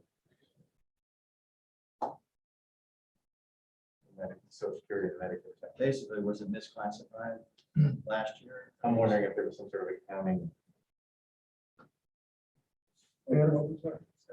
So if you look at Social Security Medicare tax going up, 27%, 13,000, right? And then just below it, unemployment and other payments. Oh no, it's just other payments not certified, going down by 38,000. There's some relationship there. The pension went. Yes, it's the director of finance's pension was moved from one location to another. Okay. Yeah, I don't know why it was in another category last year. Pension was moved for the Medicare tax. So pension was in the wrong place last year, and now it's in the right place, but it was not, so it looks like there's a. Yes, that's right. It's moved from the non-certified area to the certified. But it's That unrelated. doesn't answer the Medicare question. Right. No, it doesn't answer the Medicare question. Why such a big increase in Medicare? When we're not changing staffing a lot. Right. It's a flat percent. No, it's 49,000 to 62,000. Is that Mike, what you're looking at non-certified? Yep. Yeah. So it was 7.9. No, it's more. It was 7.8% current year, which sounds about right. And next year it's projected at about 10%. Which seems like a high. I'm sorry, they do. Yeah, it is, right? It's 9 points. Go ahead, I Scott. think that is the salaries after the.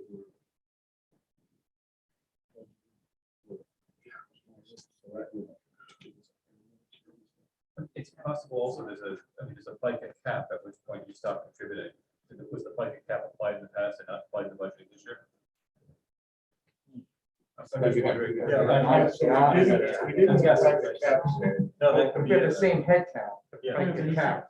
Well, it's an individual basis. Right, but if you don't account for the FICA cap, you would project that you're doing more in that bucket than you actually are. Right.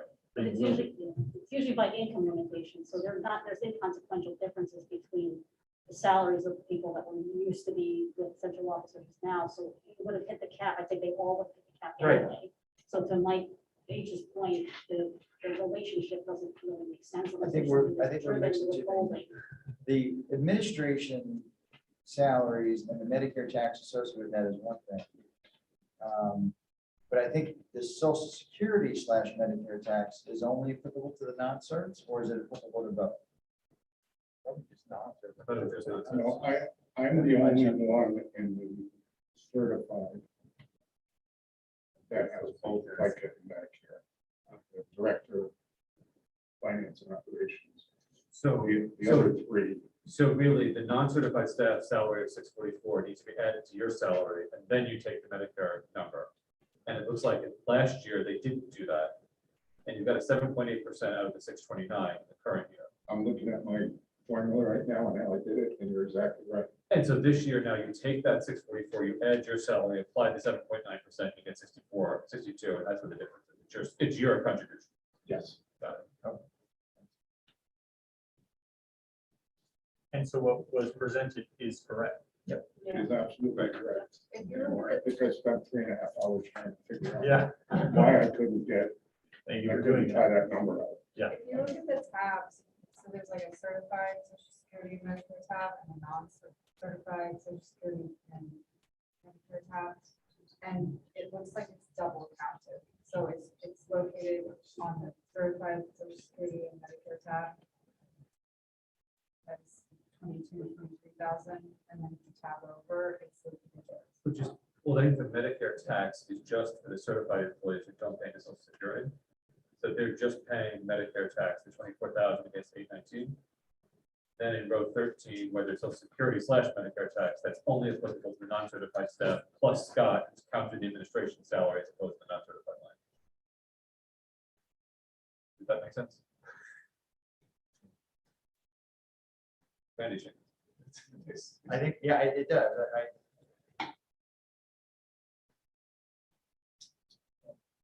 I have a couple of questions. One I guess relates to what was mentioned. So $37,918 was pensions that was in last year, but not in this year, but it seems like it's the same kind of headcount. Like, so where did that come from? It seems it was explained that it was Director of Finance's pension, but again, 7% of that salary is not $37,918. So I'm trying to figure out what exactly that was, whether that includes other savings. So that's question number one. Can I clarify, Mike? Are you looking in certified staff other payments? Go to your first slide there. You have to reshare. It might be easier at this point just to bring up the actual Spreadsheet. the spreadsheet. Jason, you want to do that? Because just to be clear, the overall number and the increase and everything is fantastic. I'm not questioning that. I'm just trying to understand. It seems like salaries went up and nothing else. And then there's these big numbers that seem to be savings. And so I'm trying to figure out, it looks like the numbers that are savings are bigger than the salary increase. So I'm just trying to figure out. Well, they else are is in a in certain respect. I didn't want to broad stroke it. There were certain, so the increases in the salaries, so a couple of things happened between last year and this year. Some of the budget amounts weren't the actual salaries that were contracted, number one. And then number two, there was, these other payments, which we talked about, was the unused vacation, some other elements that were in Dr. McMorrin, I think, that are now out of the contract. So we took 35,033 offsetting the increases in the salaries. So that's not giving you exact dollars, but that's kind of the offset, and that's kind of how we kept it flat to where it is now. So those were like two big So what's not in that budget this year is vacation day payouts, Right. the former business director's pension, and an annuity, and that went to that, I think, the former business director. So the only thing that's in that line right now is 13,633. Yeah, but my understanding was all in pension and annuity contribution to the finance director was 7%, something like that, right? Yeah. So that'd be about 13 grand. that'd be like 13, this would be 7% of the salary. So again, we're at 37, so. Plus the vacation day payouts. Yeah, no, I get that. That's also something we won't weigh it down now, but seems crazy that the superintendent also cashed out vacation days and then paid for extra. That just really complicated, something we should probably take a look at anyway. But no, that's fine. I just wanted to better understand those numbers, and that's fine. I don't want to wear us out. Again, it's a great number. I appreciate it. Utilities being flat, we're comfortable with that, even though utilities in the schools are going to go up. Just again, making sure that you're okay with that. And the last one would be the, well, two more. The e-finance fees are up. I guess that's something that we had anticipated when we bought into that, because that was supposed to be the most cost-efficient system that we bought into. Might not have been the best, but it is the cost-efficient. So I just making sure that that was anticipated and it's not like an unexpected price hike by finance. And the last one is the 2% increase to central office. Is that per the unwritten understanding that we have with the Easton town, or how was that number derived? Exactly how it was derived. I spoke to Christine Calvert before I put the number in just to confirm. It's 2%. Okay. There was a document that we had that there was kind of an understanding of, just you made sure that it aligns, right? Because yeah, I haven't found that. we love Christine, so Papers, she's one of them, you Contract.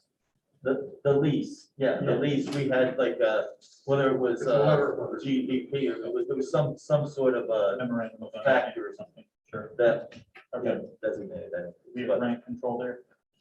Yeah, we need to have discussions on that going forward, but no, thank you very much for this presentation and great numbers. Thank you. And just to clarify, like in the facilities cost center under dues fees and other professional services, you talked about that. Legal fees is, we only budget 12,000 for legal fees. I think during 2020, 2021, when the actual was 30, was that the year when we negotiated several bargaining group contracts? Yeah, well, it may be, but it does let me pause because you said we're at 15 already this year. So we budgeted 12 for next year and we're already over that for this year. And if it was an exorbitant year last year, we still may have under budgeted, but I think that is a risk. yeah. But again, thank you for that. This has been a busy legal year. I think, hopefully we don't have those challenges again next year. So Mike, just to your first point, full disclosure, I think I put $2,000 for training for me and e-finance. So it went up contractually. I think it's like 2% or whatever the number was, but Yeah, I think I threw in 2,500 for me. and it's well spent. I wasn't trying to put it under a magnifying. I just was making sure that it wasn't going up in a way that we were not anticipating. Something that we need to look at. Much training as you can get on that. Great. Questions or comments? Okay, any other Region9 questions? So question, this might dovetail to like agenda item C. So with respect to the lease, is that up for that MOU up for discussion with the town of Easton, or are we covered for this budget year and we have to talk about it next year? And would that be I think there's a joint facilities or something. The central office committee that Mr. D'Agostino chairs, I think, has jurisdiction over that. Yeah, so there's an ad hoc central office committee that we started that important work, and we're unfortunately mothballed without against our better judgment. And so I made every effort to get that kick-started again, but was unsuccessful. But I haven't spoken to Scott yet, but I did speak to Christine, and so we are going to move forward with that. We had a meeting. We basically came to a consensus and a direction, and the previous finance director had a kind of an outline that we were working off of. And so, yes, I think it's important that we work to get that in writing and get a document, and that's something we will do. It just seemed like it wasn't appropriate given Scott's, quick kind of initiation to the job. Here's 3 budgets and have them done. And oh, by the way, we're going to Easton and look at the lease. So it just seemed like at this point, it was better to do that after. I figured we let them unchain them from the desk every once in a while. And each of the boards have appointees on that joint committee? Yes. Okay. Similar question with respect to the negotiation of the salaries for the central office, like great budget, central office. So same thing, there are appointees to that joint negotiating committee? Yes. And the process would be the same in terms of what we've been doing the last 2 or 3 years? Well, I think we've only gone 1 year through it. Or but whatever that was, yes, right? the most recent process that we agreed to. To be specific, the last 2 superintendents, last 2 finance directors, okay, got it, all right, Let's not thanks. emphasize that that's only 1 year. Got it, okay, thanks. But just to clarify what Jason had said, the negotiating committee will not decide. We will meet and recommend to the boards, and that will be board decision. As is always the case. Correct. Committees don't decide Correct. anything. They do the work, they bring back recommendations and boards decide. Any motions? Yes, I actually have a motion. I'm gonna steal the share here because I think I Okay. captured these numbers.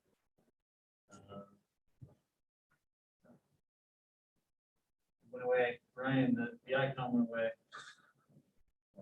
Stole it from me.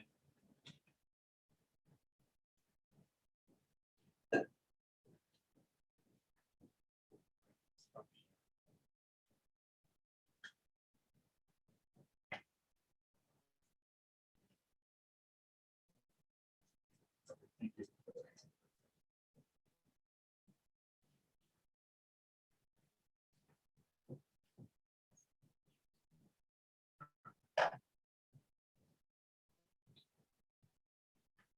Cool, thank you. All right. So let me see if I can make this large enough to read.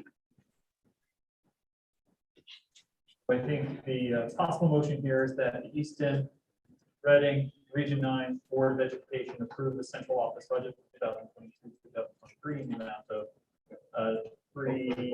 sorry, these are increases, increases. Here we go, right here. Increase of, hello, tiny. There we go. So in the amount of 2 million, you don't see that?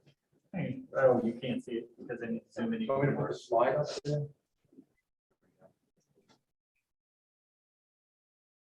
Better? No, Turn around. I don't think I can zoom anymore. Oh, okay, so that's fine. I thought he was showing the other slide that he had.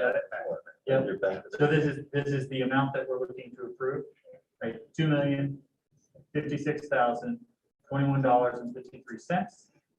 A per district share of $685,340.51, which is a total increase of 0.18%, a 0.06% increase per district.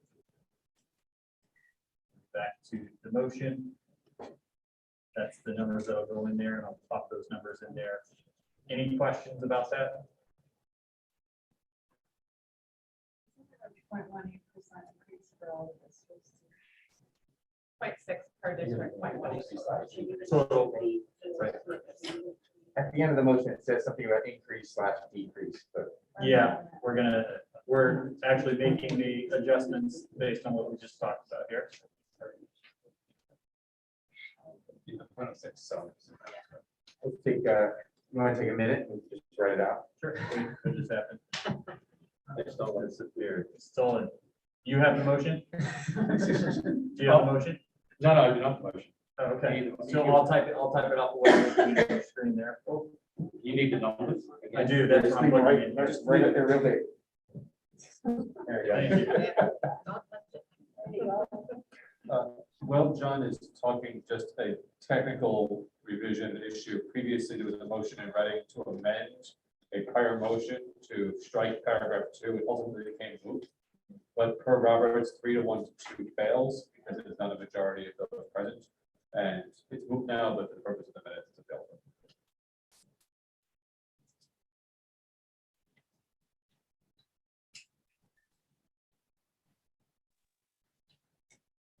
This is an amendment to the amendment. There's a motion for all, and an extension works in the negative. Thank you. So if we had eliminated the taking the motion. off. If instead of abstaining, 2 people had walked out of the room, it would have passed. Yeah.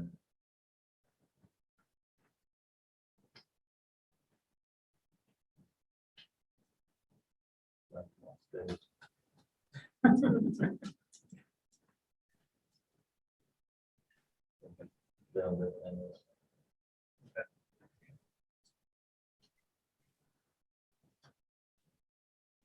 Just to be clear, and not to do the percentage increase for each district is 0.18%, as Laura said, right? It's not 0.06. The 1251 over the per district share is still 1810. We're each eating 0.06% of the $2 million. But the increase to us is 0.18%.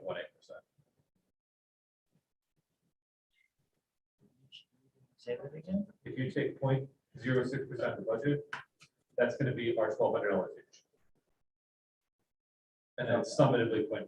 Okay. I agree with you that it's awkwardly presented, but that's. Okay.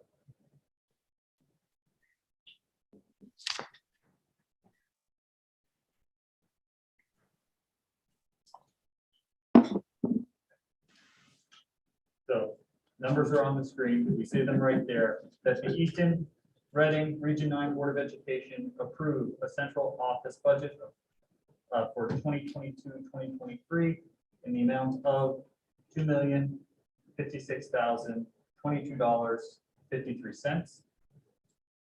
An increase of 3,000. I have 2150, right? You're rounding up there, yes, Dr. McKinnon? All right, so 2153. Good.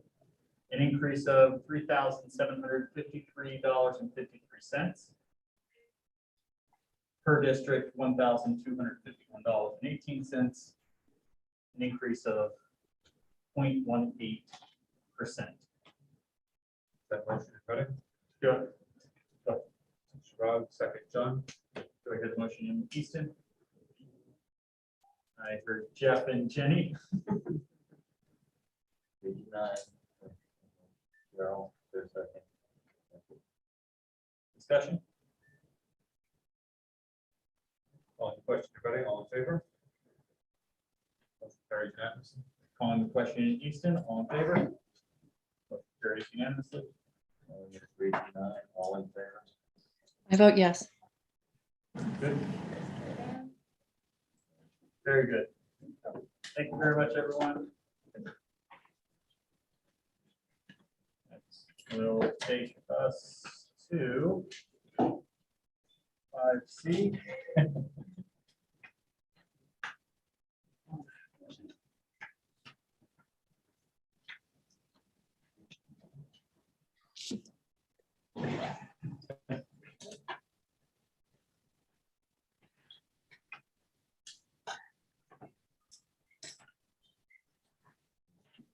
Asking for a password. Let me get out. Yeah, I think that's why, maybe that's it.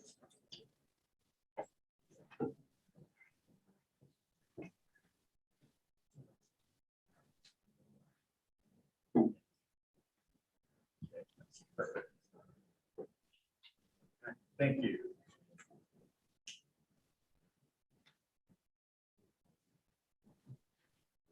Okay.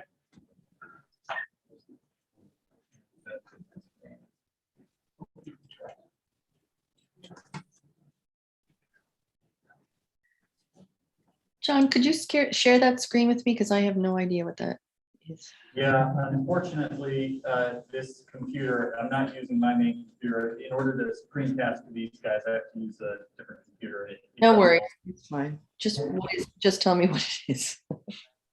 So essentially what we have here listed, so in 5C, we're talking about the joint committees.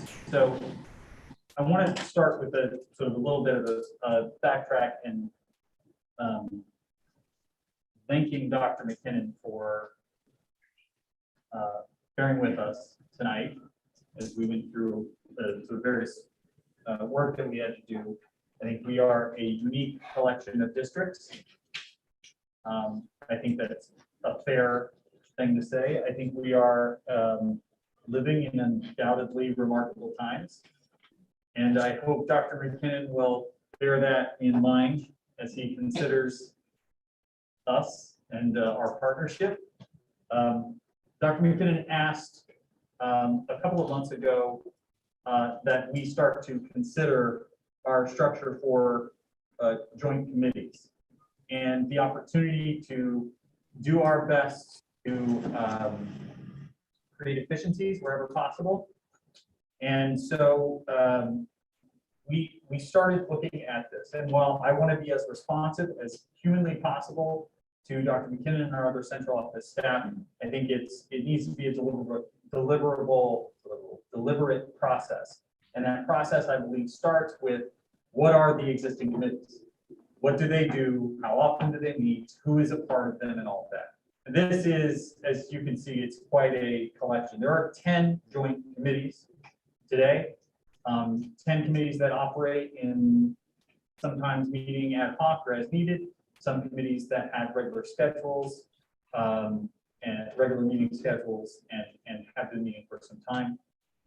I think before we consider the consolidation, if we're ever going to do that, I think it's important to understand sort of what are the committees that exist today. And so this list ahead in front of you right now from the Joint Long Range Planning Steering Committee, which was referenced earlier today in our deliberations tonight, we have our DEI committee, our Joint Calendar Committee. All of these committees sort of exist today and meet for different purposes at different times. So first, are there any questions about the committees that we're looking at here, our current set of joint committees? It would be helpful for the newer board members, I would think, if you could all tell me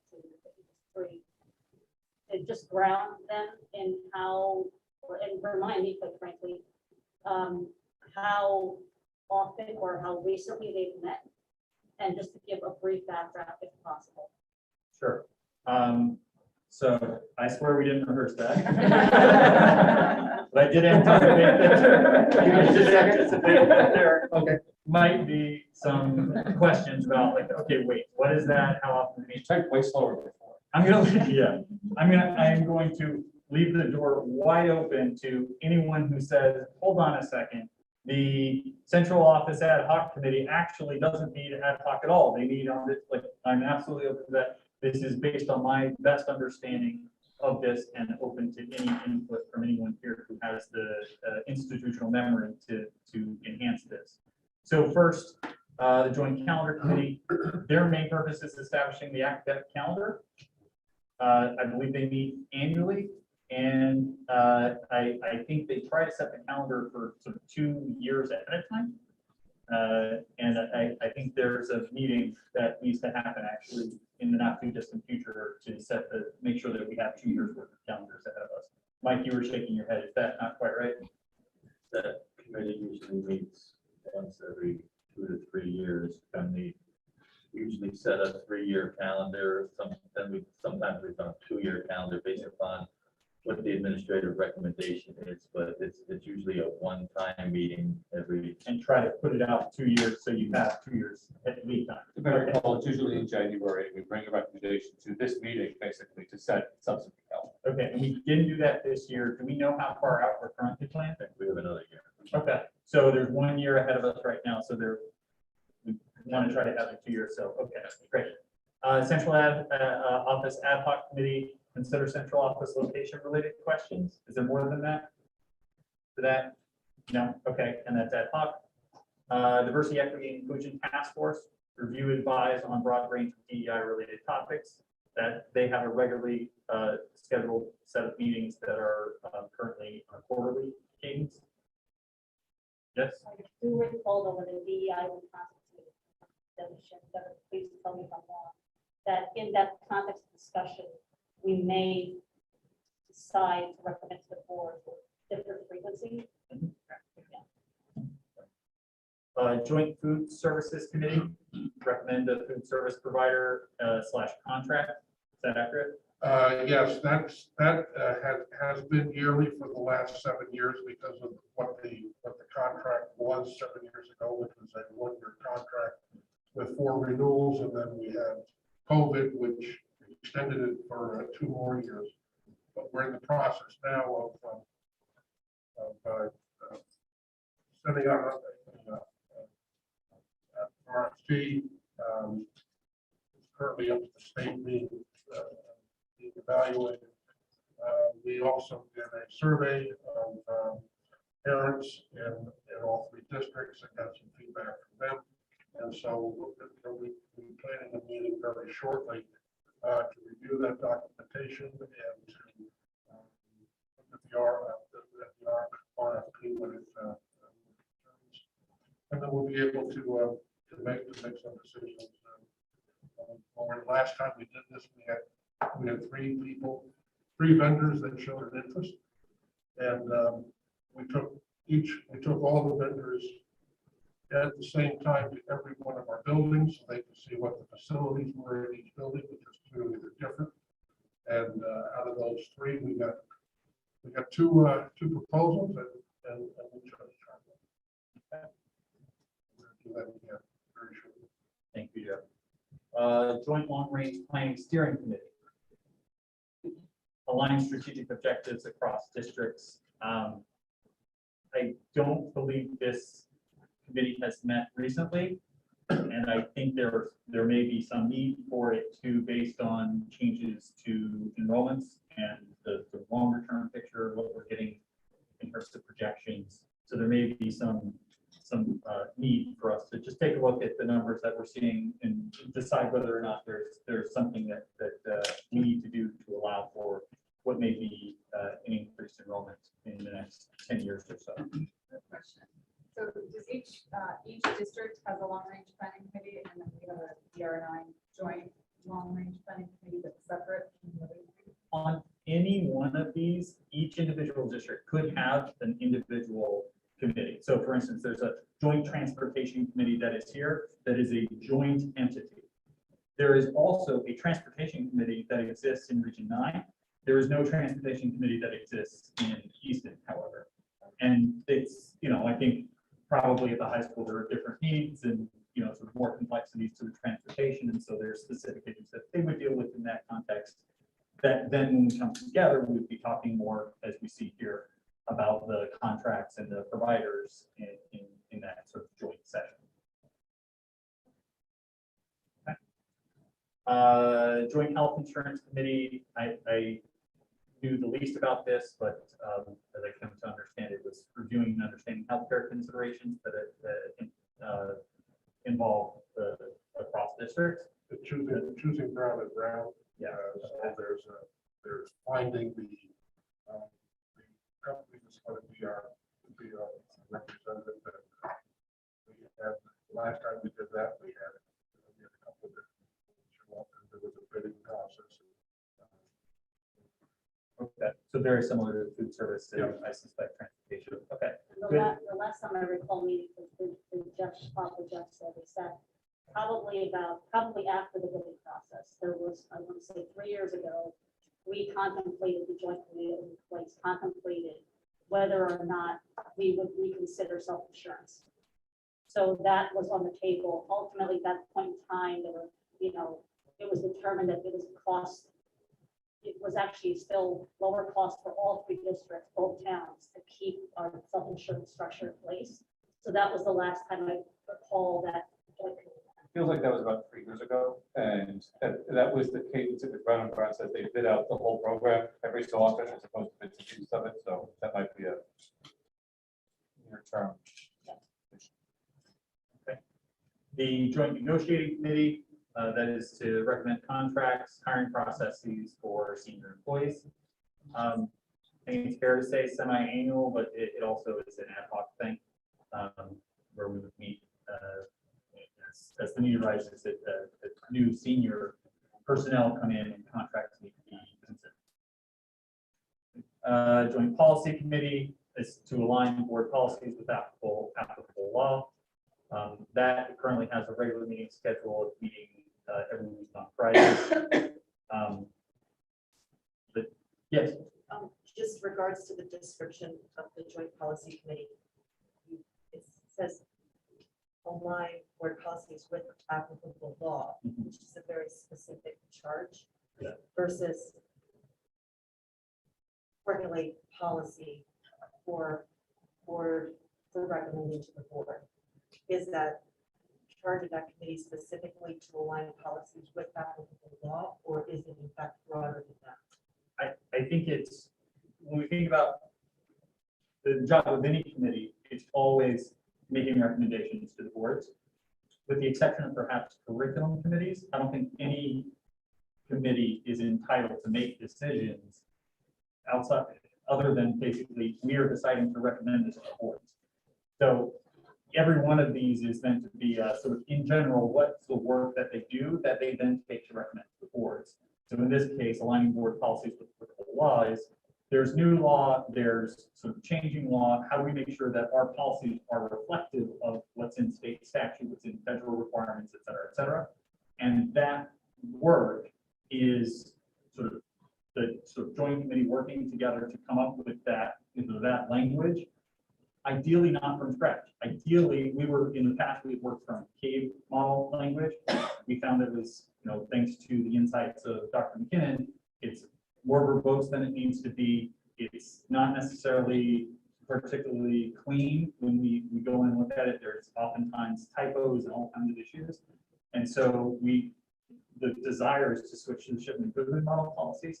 But we start with that policy, basically review it to say, is this consistent with what sort of our values as a set of boards? And if so, then we would recommend it to the board. John, what I'm hearing is a slightly narrower question, which is it strictly to make sure policy applies to law? Or is it also, and here's our policy about the color of water bottles we can bring to the table? Yeah. Whether that's, even if that's not a law on it. Yeah, The answer is a little bit of both. I think the answer can be a little bit of both, and I think it also depends on the constituents of that committee, right? We could end up saying that, like in the past version of that committee, we said, we actually don't want to be in the business of coming up with mission statements. Like we don't think that belongs in the policies. That the boards are absolutely should have mission statements, but that's not policy work. We think that the policy work is really being fairly narrow in terms of let's make sure that we're compliant with the law. And the joke is, although this doesn't work, the joke is let's have one policy and it says we will comply with the law. Whatever the law is, we'll do that. Now that's too vague and sort of shirks our responsibility there. But the idea that we want to really stay focused on how do we stay compliant with the law. The overarching goal of the joint work is so that we stop having 3 slightly divergent policy manuals that lead to administrative headaches as to what you do in a certain situation, because the answer might be different across the 3 districts. Or as we talked about, I think in October, a school climate policy that reacted to some statutory changes in one district, different statutory changes in another, and created things that were just out of sync. Right. So who created that unwritten charge or direction for the committee as you're articulating now? The committee did. The So joint the committee came up with its own charge, which was not approved by any of the boards as to how you were going to proceed. So you characterize it as a charge.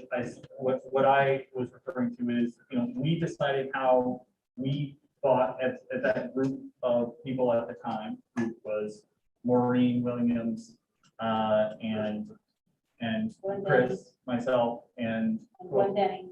and Gwen Denny were the members of that board when we started doing this work 2 years ago. That we came up with a set of principles to help us sort of act as our North Star, to say like, what should we be wordsmithing? What shouldn't we be wordsmithing?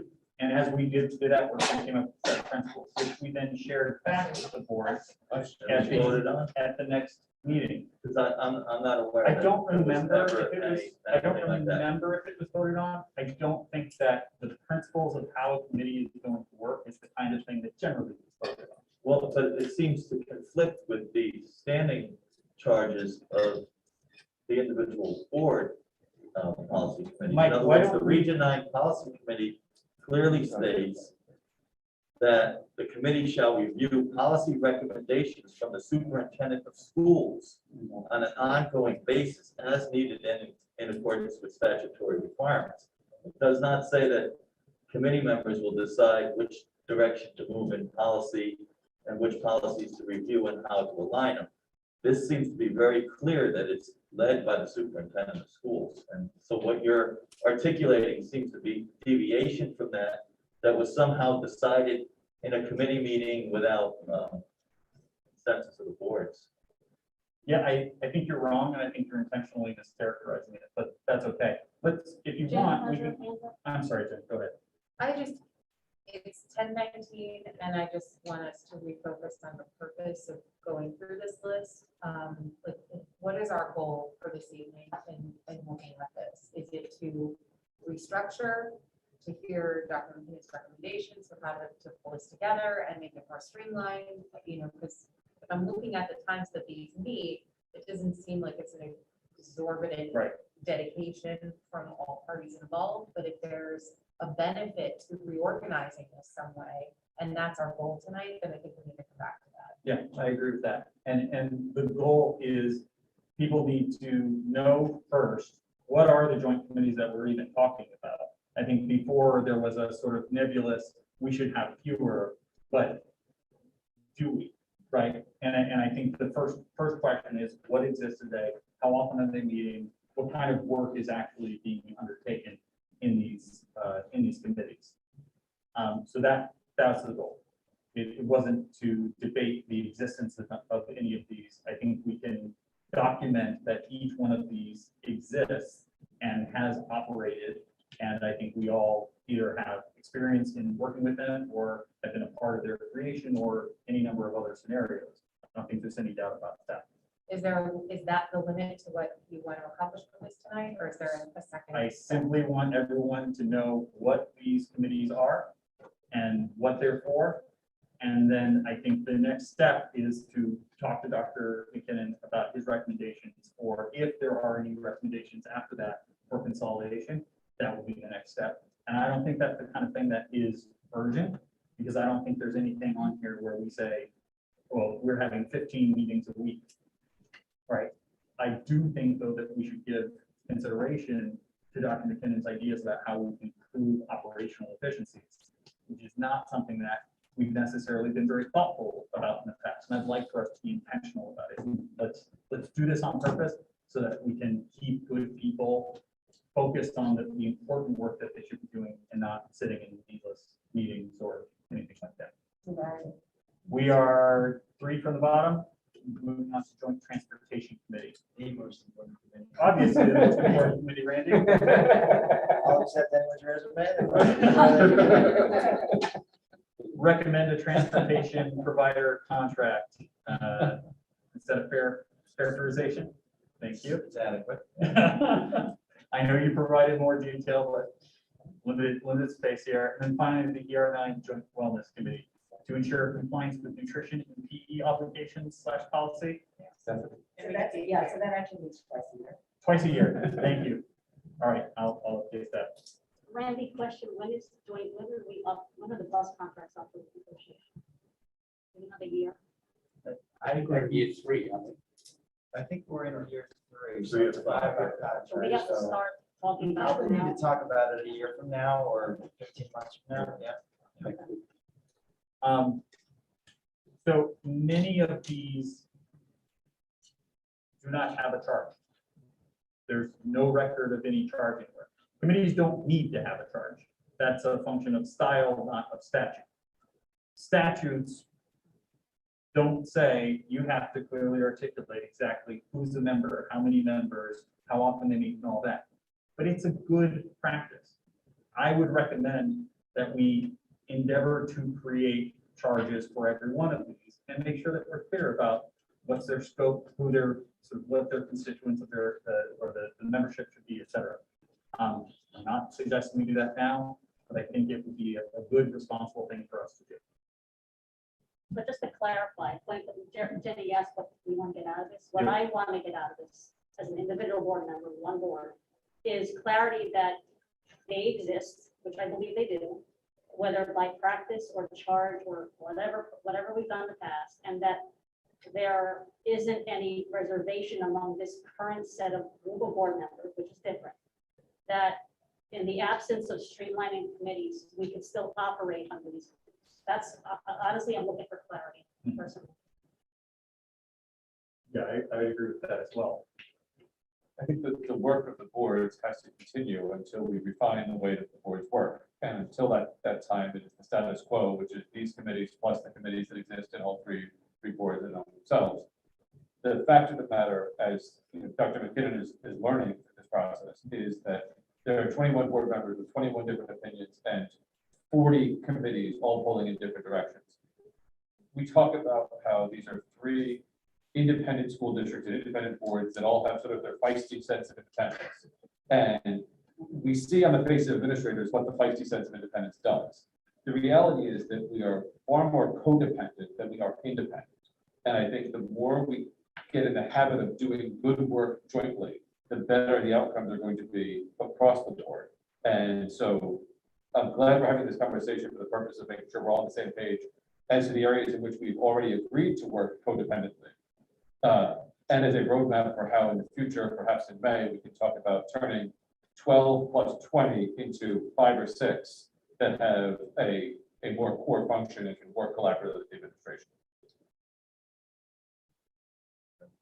Yeah, you could take these 10 right now, and I'd like to talk to you about this in the future, but just looking at the categories, I think you could put health insurance, negotiations, and central office under a joint finance committee. You could put food, wellness, and transportation under a joint operations committee. You could put calendar, long-term steering, and strategic planning. I just added one, but it's okay if you put it under joint planning. And then joint policy is probably a single. And then DEI, you could probably collapse that into some type of a joint curriculum and climate. So just off the back of a napkin. These are the only thing that's really missing here is what we do for facilities. And what the history is there, because that's really important. Can you explain how consolidation of the committees preserves administrative time? Because I guess what I'm struggling with is you have health service or buses, central office, and joint calendar, a single committee. The committee's not going to meet to discuss the calendar and the bus contract. Right. You're still going to meet separately to discuss the bus contract, and you're going to meet separately to discuss the calendar. So the condensing of the committees doesn't necessarily equate to less time unless you're going to somehow combine the agenda to include aspects of these different areas. Otherwise, you're just, it's optics. You're condensing the committees, but you're gonna have just as many meetings. I'd rather have 5 people focused on working together on 3 areas than 3 groups of 2 people. And the constant struggle to get meetings organized with different groups of people is a headache upon headaches. And you know it because we've been trying to find a facilities committee meeting for Reading for 2 years. We finally got one 2 weeks ago. And I'm with you, but that's different than administrator time. But That's- it's not, it's not. It is, because the administrators don't do Because that. you have to It's reschedule and not reschedule and administrative. reschedule based on, like, Right. it's just, Would it's, you rather have 3 meetings on 3 different nights for an hour each, or 1 meeting for 3 hours?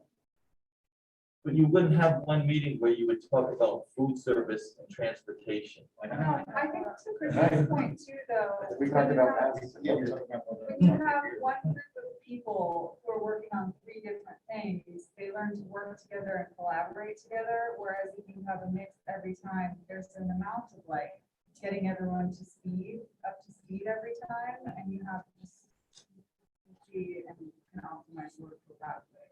And that's how I would imagine. So what I would suggest is we're not going to bottom out on this question tonight, right? We're not going to solve it.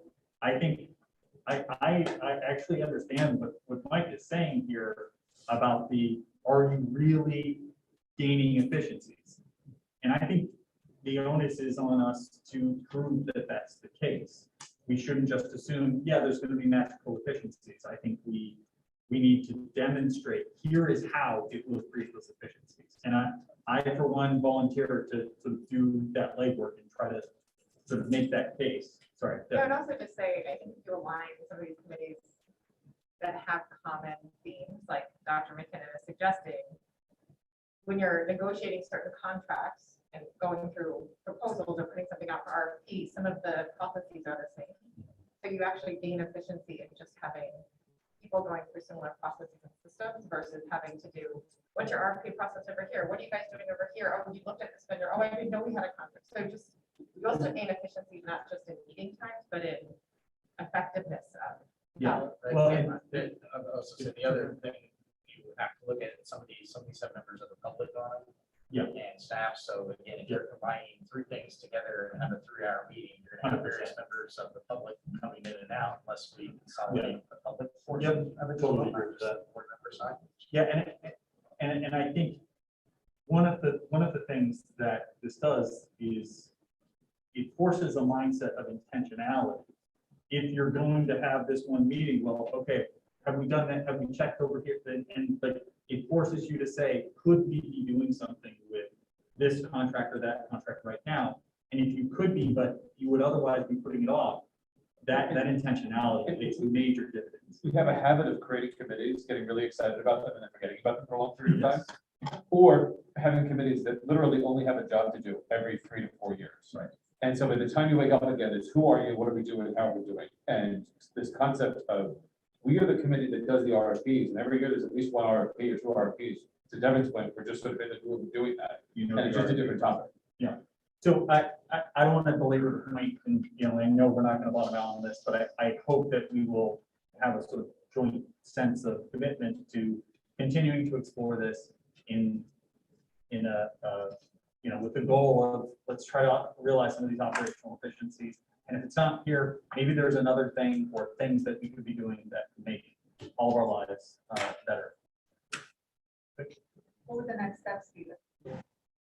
I think it's, you know, the 5, you know, sort of collapsing mechanisms there. Like, what does that really look like? Which ones would really align to it? Are we talking about members of the public or you know, sort of students who are members of Easton? Like, it's the devil in the details, right? Of doing that work. I think So we want to get to a point where a proposal is brought forward, either a document in it or from one of these 25 committees. Yeah. To basically say, here are our X proposed committees, and here are the charges for each of those, in detailed enough fashion to make everybody satisfied. And then we, in a broad stroke, replace with this, or recharge all of these, whatever the sort of preference. Sorry to belabor this, but I do want to make a tactical point. We need to move forward. So Region 9 determined that it would extend its policy committee to include up to or minimum to, I forgot the exact wording. So I think, but I think that would be myself, Kathy, and Sarah. So my understanding from this discussion is that if we were to follow our practice, then the 3 of us would serve on this joint policy committee as well. Is that a fair understanding? Our understanding is that there is a joint policy committee of which Region 9 has not made an appointment. And there is a Region 9 policy committee, and there's been some interest in the Region 9 policy committee meeting jointly with the joint policy committee, but abstaining from actually participating in the joint policy. So then I would like to respectfully request to be appointed on the ER9 Joint Policy Committee in addition to my appointment on the R9 Policy Committee. And if it becomes a point of contention that historically there's only been 2 members on the Joint Policy Committee from Region 9, then I'm willing to withdraw my name and Kathy and Sarah. So on behalf of Region 9, the Joint Policy. It's a statement, so just like want to get it out in public. I don't think there would become a point of contention. But in my mind, the more the merrier. And since we haven't said there will only be 2 members, then I think three works fine. To be clear, any of the 3 members on Region 9 can go to the joint meeting. And these are the 21 members of the Board of Education. Yeah, Exactly. So that's actually really important for people to understand. Every single member of every board is welcome to attend the any of the joint meetings. So every member can attend committee member meetings. They would not be voting members of that committee, but they're certainly voting members of the board. So when the recommendations come to the board, you're Right, voting so for my them. question then on the joint policy committee right now. Right. We don't have somebody from Region 9. Right. We don't have a voting member from Region 9. Is that extremely important committee able to meet and move policy forward?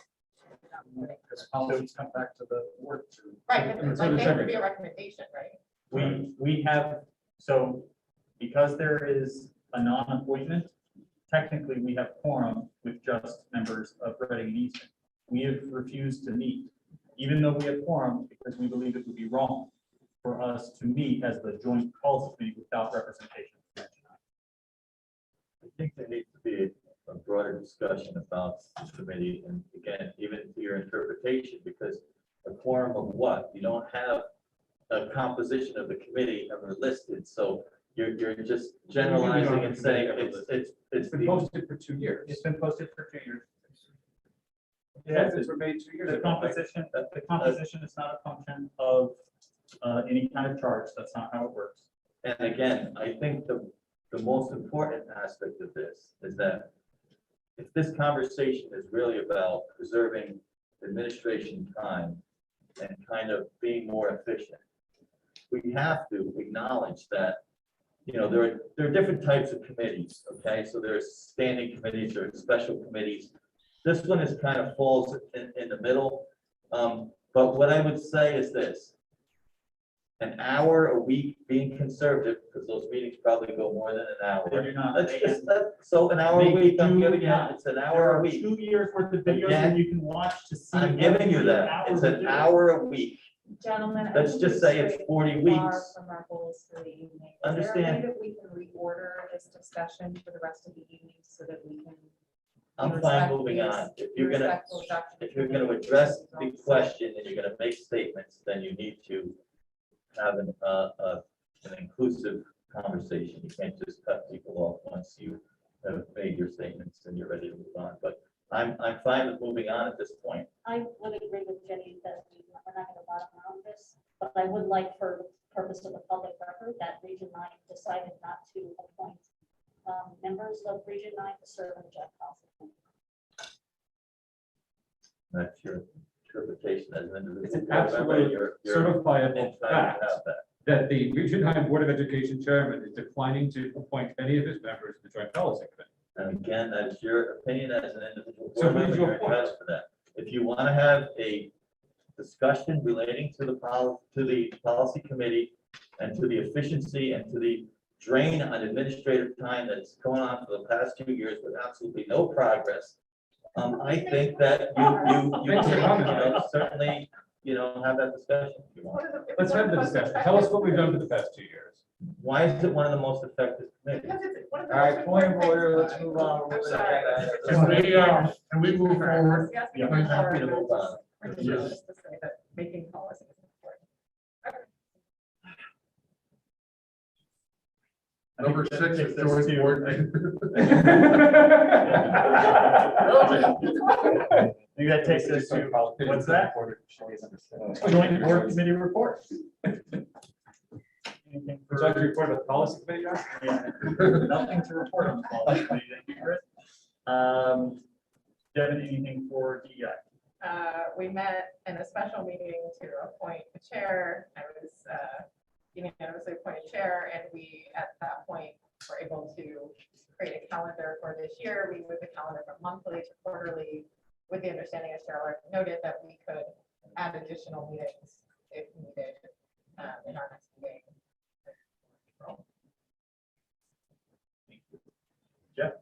I shared earlier where we are with the food service. The goal of the committee will be to bring a recommendation to the 3 boards at the May 22nd meeting in terms of who will be our food service supplier for the next X number of years, and that will be the committee's work to decide how they want to. Can you share, was an RFP sent out? The RFP was worked out by central office. They sent it to the state for approval, and we should have it back by March 1, and therefore sent out. Do we anticipate having multiple vendors apply? I know 1 year we had trouble with especially given the pandemic circumstances, whether a lot of them have gone out of business or. Well, the 2 major ones, Chartwell is one of those.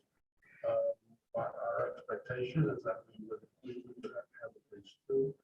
The third one that we had the last time around was a small outfit that was working with private and girls in schools out of New York City. They wanted to expand after they walked through and looked over their schools and what the expectations were. They decided that it's probably better that they.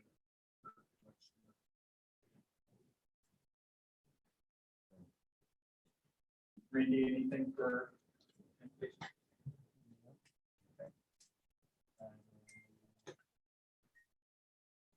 Mike, anything for long-term? Sorry, ad hoc central office, sorry. Yeah, Easton owns a fence over there that they were supposed to do, and some improvements to the building that we're hoping to get into a written document to kind of formalize the increase that obviously we. When is that committee gonna meet again? The, Because it hasn't met in like 2 years. correct, but the minutes from the last meeting reflected that the chair and the finance director were going to meet with officials in Easton to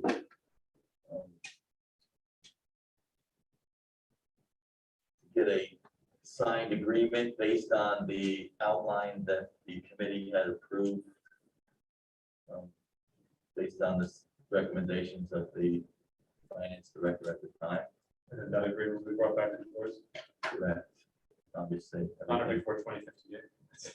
Well, yeah, I mean, it's unfortunate that we've been functioning under a verbal agreement. I guess it's good that there's, you know, that close relationship because it's one of our districts, but it's just the way it's been operating, and that's been no fault of the committee or the board, but we would like to remedy that moving forward, obviously. Anyone I'm leaving out? Speak now, okay. That'll take us to board member comment. I just want to say thank you to the administration for the comments that you made about helping students acclimate to the mask mandate and social distancing, bringing kids back onto campus. I think that this is really, really critical, and I'm glad to hear it.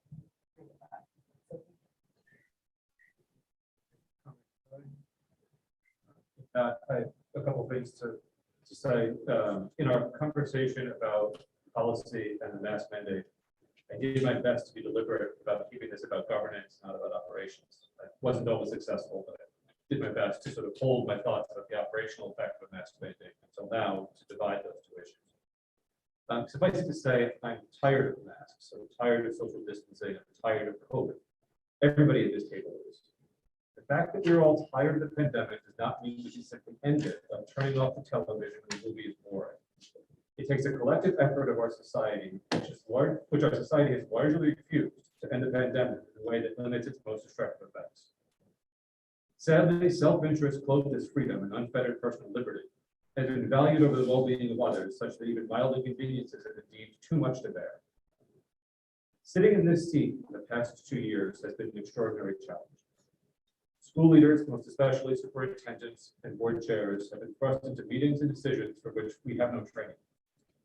Hours and hours of meetings and phone calls with fellow chairs, superintendents, statewide officials, health leaders, first selectmen, and legislatures have all focused on balancing our core teaching and learning function with the safety of our students and our staff amid an evolving crisis with no defined end. As many people know, around the time schools reopened in the fall of 2020, I began tracking local COVID data on a daily basis to facilitate conversation about learning models and compliance with state guidelines. I still update this data daily, and it's the data that now feeds the ER9 dashboard. That menial task provides some perspective.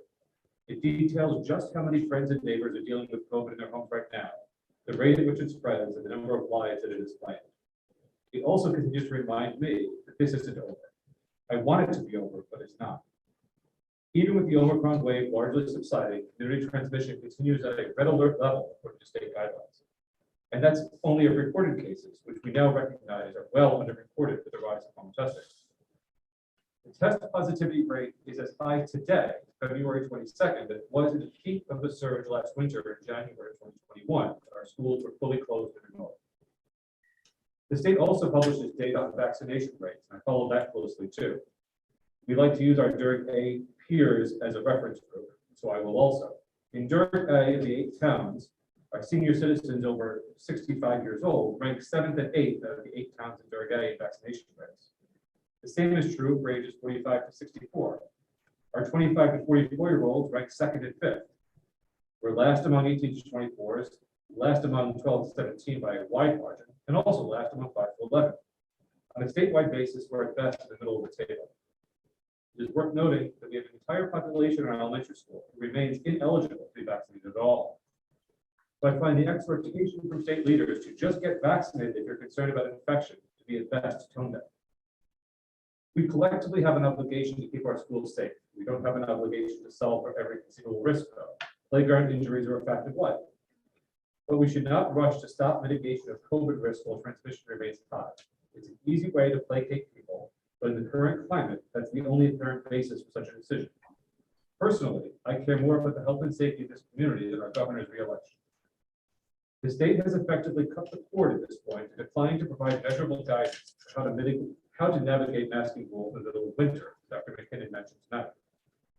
I support making the face covering decision that of the superintendent and the health officials. It is, after all, an operational question. This isn't and shouldn't be a political decision, and our action tonight as boards makes clear that it won't be. I support doing what's right by our school community and the families they return to every night. I expect that the superintendent will act in accordance with his preliminary plan and the plan of substantially all districts in our region by moving towards a recommended but not required model starting next week when the state mandates are lifted. I sincerely hope that I'm wrong, because it would mean that we're truly reaching the end of this crisis, but I don't support lifting a mandate at this time. The data I look at every day does not support such a change. It's likely the data will exist soon based on current trends, but in my view, it doesn't today. Case rates remain high, positivity remains high, and vaccination rates continue to lag our peer towns. All of these are indicia of what mitigation efforts are appropriate. None of them point to a change in policy in the depths of winter. If public health experts think otherwise, I certainly defer to their expertise and hope they are correct, but I am simply being too cautious.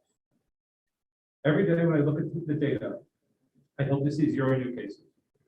Today was the first day 0 cases were reported in both Reading and Easton since November the 8th. It's a sign of hope that we are near the end of this current wave of infections, and hopefully near the end of the pandemic overall. I want this to be over as much as anyone, and I trust our superintendent to diligently work with our local health officials to use DPH guidance to make informed decisions for the best, their best of their ability, even when those decisions become a fact.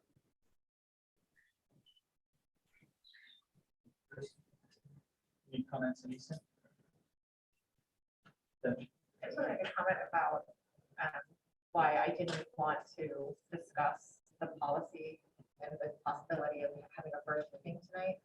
I think we have a process by which we go through to write policy that includes making sure that those of us in the room have had adequate time to read the policy, to review the policy, to ask questions. And I think that even though I understand the desire to push the first reading to tonight, it was obvious that many people in the room were not 100% familiar with the 4-page document. It's not just about face masking. And I think it could set a very dangerous precedent for us to just eliminate policy that win. And I don't think that it's good governance. And a good example for us to set. I look forward to doing a real first reading and having opportunity to discuss, read, question, go to a second reading, and either remove or adapt the policy as necessary. But I think we really have to be careful about precedents that we set, as it could easily lead to really bad decisions going forward. And then just number 2, when it comes to tonight's decision about rescinding the policy, and I trust Dr. McKinnon, I trust our administration. I know there's been many families who are happy about the decision to go to a mask optional policy. I just want to also remind folks that I hope this is not political. This is about, and I think Dr. McKinnon said this beautifully earlier, these are our children. And when we think about risk, we have to be, there isn't enough, we have to be really careful about risks that we're willing to take. And I think we're at a point now in the pandemic where we know children, for the most part, are not as susceptible to this disease, and we're able to take calculated risk to move to a mask optional policy. But there could be, and there have been, changes in this pandemic, both with the Delta variant and with the Omicron variant, that may necessitate a shift that may make some people really frustrated. And so I hope that, just like tonight, we were able to have I think a very good discussion and recognize the importance of vesting certain need to move quickly decisions in the superintendent's hands, that sometimes we don't always agree with those decisions. That doesn't make them wrong. It just makes it, we have a different opinion. And I think it's important that we support those decisions when especially in emergent health situations that could potentially still arise, because we unfortunately are not hit with this.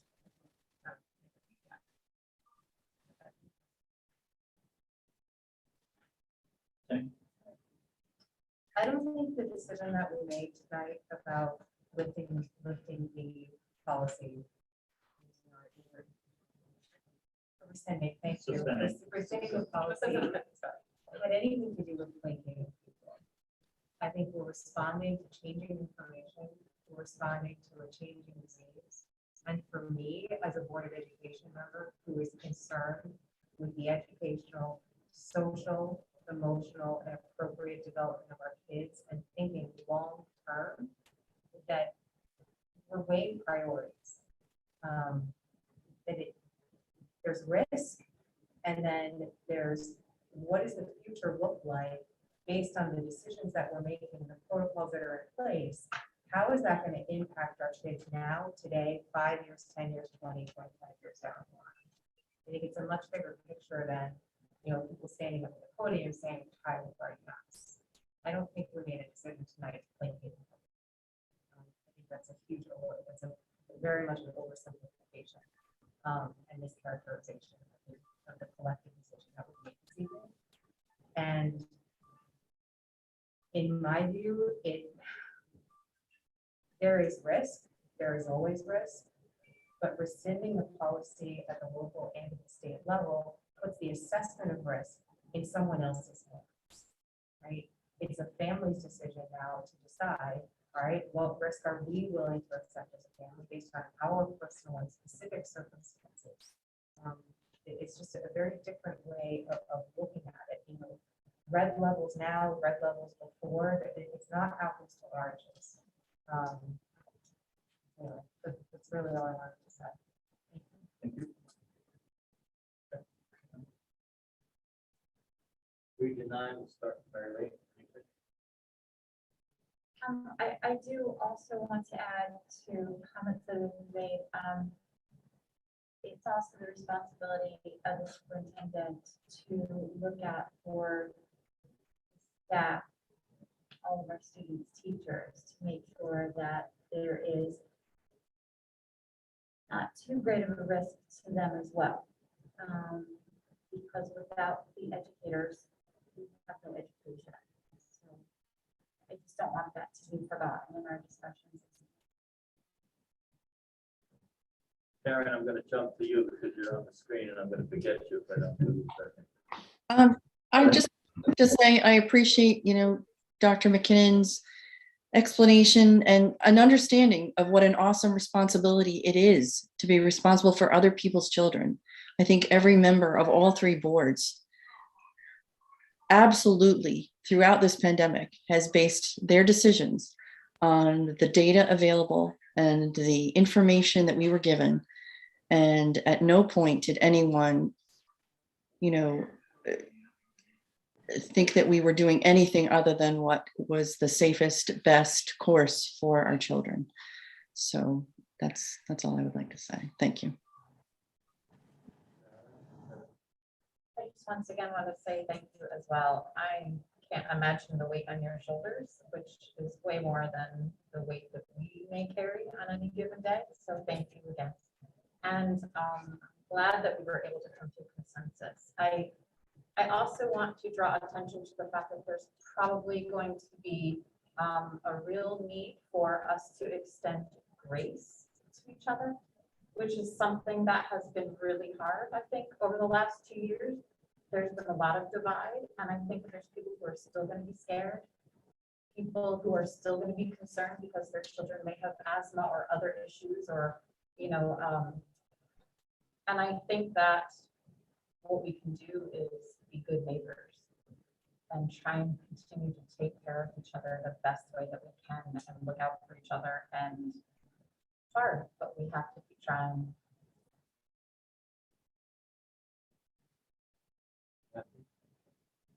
Just a special thank you to Dr. McKinnon. I think communications tonight were excellent. I thought it was really great that you turned around and addressed the parents who were here. I think that was very meaningful to everybody. And to just get a sense of what it's like to be in your shoes every day is an awesome responsibility, and it's clear that you take it very seriously and very thoughtfully. And so thank you for that every day. Yeah, I'm just, again, I'm glad we suspended the policy. The mask portion, as well as other things that are in the policy. As a board member, I find it concerning that people are saying they need more time to read through the policy and just, made a decision on suspending the policy that you should have read before coming into the meeting. So I find that kind of concerning that you should know it's in that policy because it's more than just masking, there's transportation and other things. And I think Dr. McKinnon's got the hard effort ahead of him. There's a new goal of trying to figure out now operationally how to make this work. How do we get kids on buses to sporting events and going to other towns that have a mask policy and our kids don't? And so I think there's a lot of operational work that needs to be done. There needs to be a lot of discussion with the teachers and with the students. If somebody's wearing a mask and chooses to, and somebody doesn't. Again, the respect is there. Start to live with their personal choices.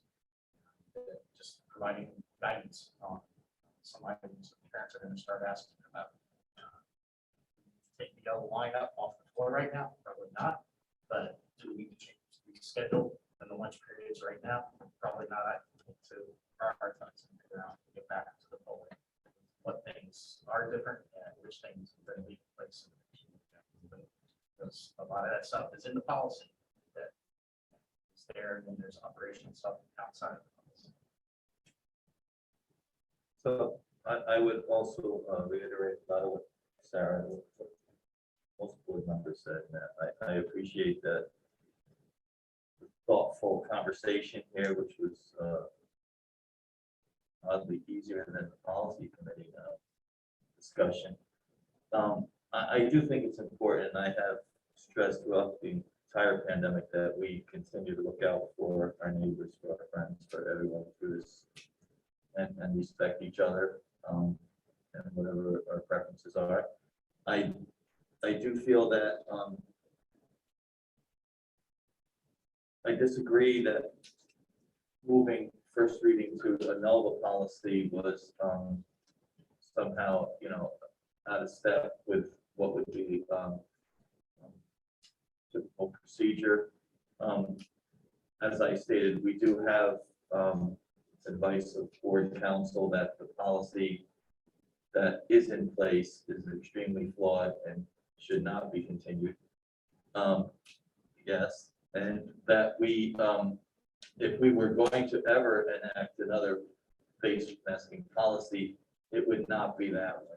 So I think annulling that as soon as possible is recommended. And obviously, as we articulated through this whole thing, it doesn't change anything as far as practice and giving our superintendent, who maintains that authority, to be able to direct changes to our mitigation strategies as they become necessary. And I just think that that's something that we should all keep in mind, that really nothing has changed. That authority still rests with the superintendent, that the state could change at any portion, any time based on conditions. And I do think it's important that we respect each other and our personal preferences. Last thing that I will say is get your mind off it. Macbeth is being performed Joe Barlow in our auditorium at 7 p.m. Thursday, Friday, probably not. I don't know, Dr. McKinnon doesn't look too good with the weather, but Thursday, Friday, Saturday, come out and support, the students that really have worked hard at a time when it's really difficult to get an audience. Go figure. I don't know why, but it would be really nice to come out and support the students. So it's at 7 o'clock Thursday, Friday, Saturday. Shameless plug, I'll add to my, I heard there was a run through today, it was really good, so everybody go watch. No further board comment? Look for a motion to adjourn. Motion to Mike before, any objection, see none, we're adjourned at 11 o'clock. Looking for a motion to adjourn in Easton. I see Jen, see Devin, absent objection, we're adjourned in Easton at 11 o'clock.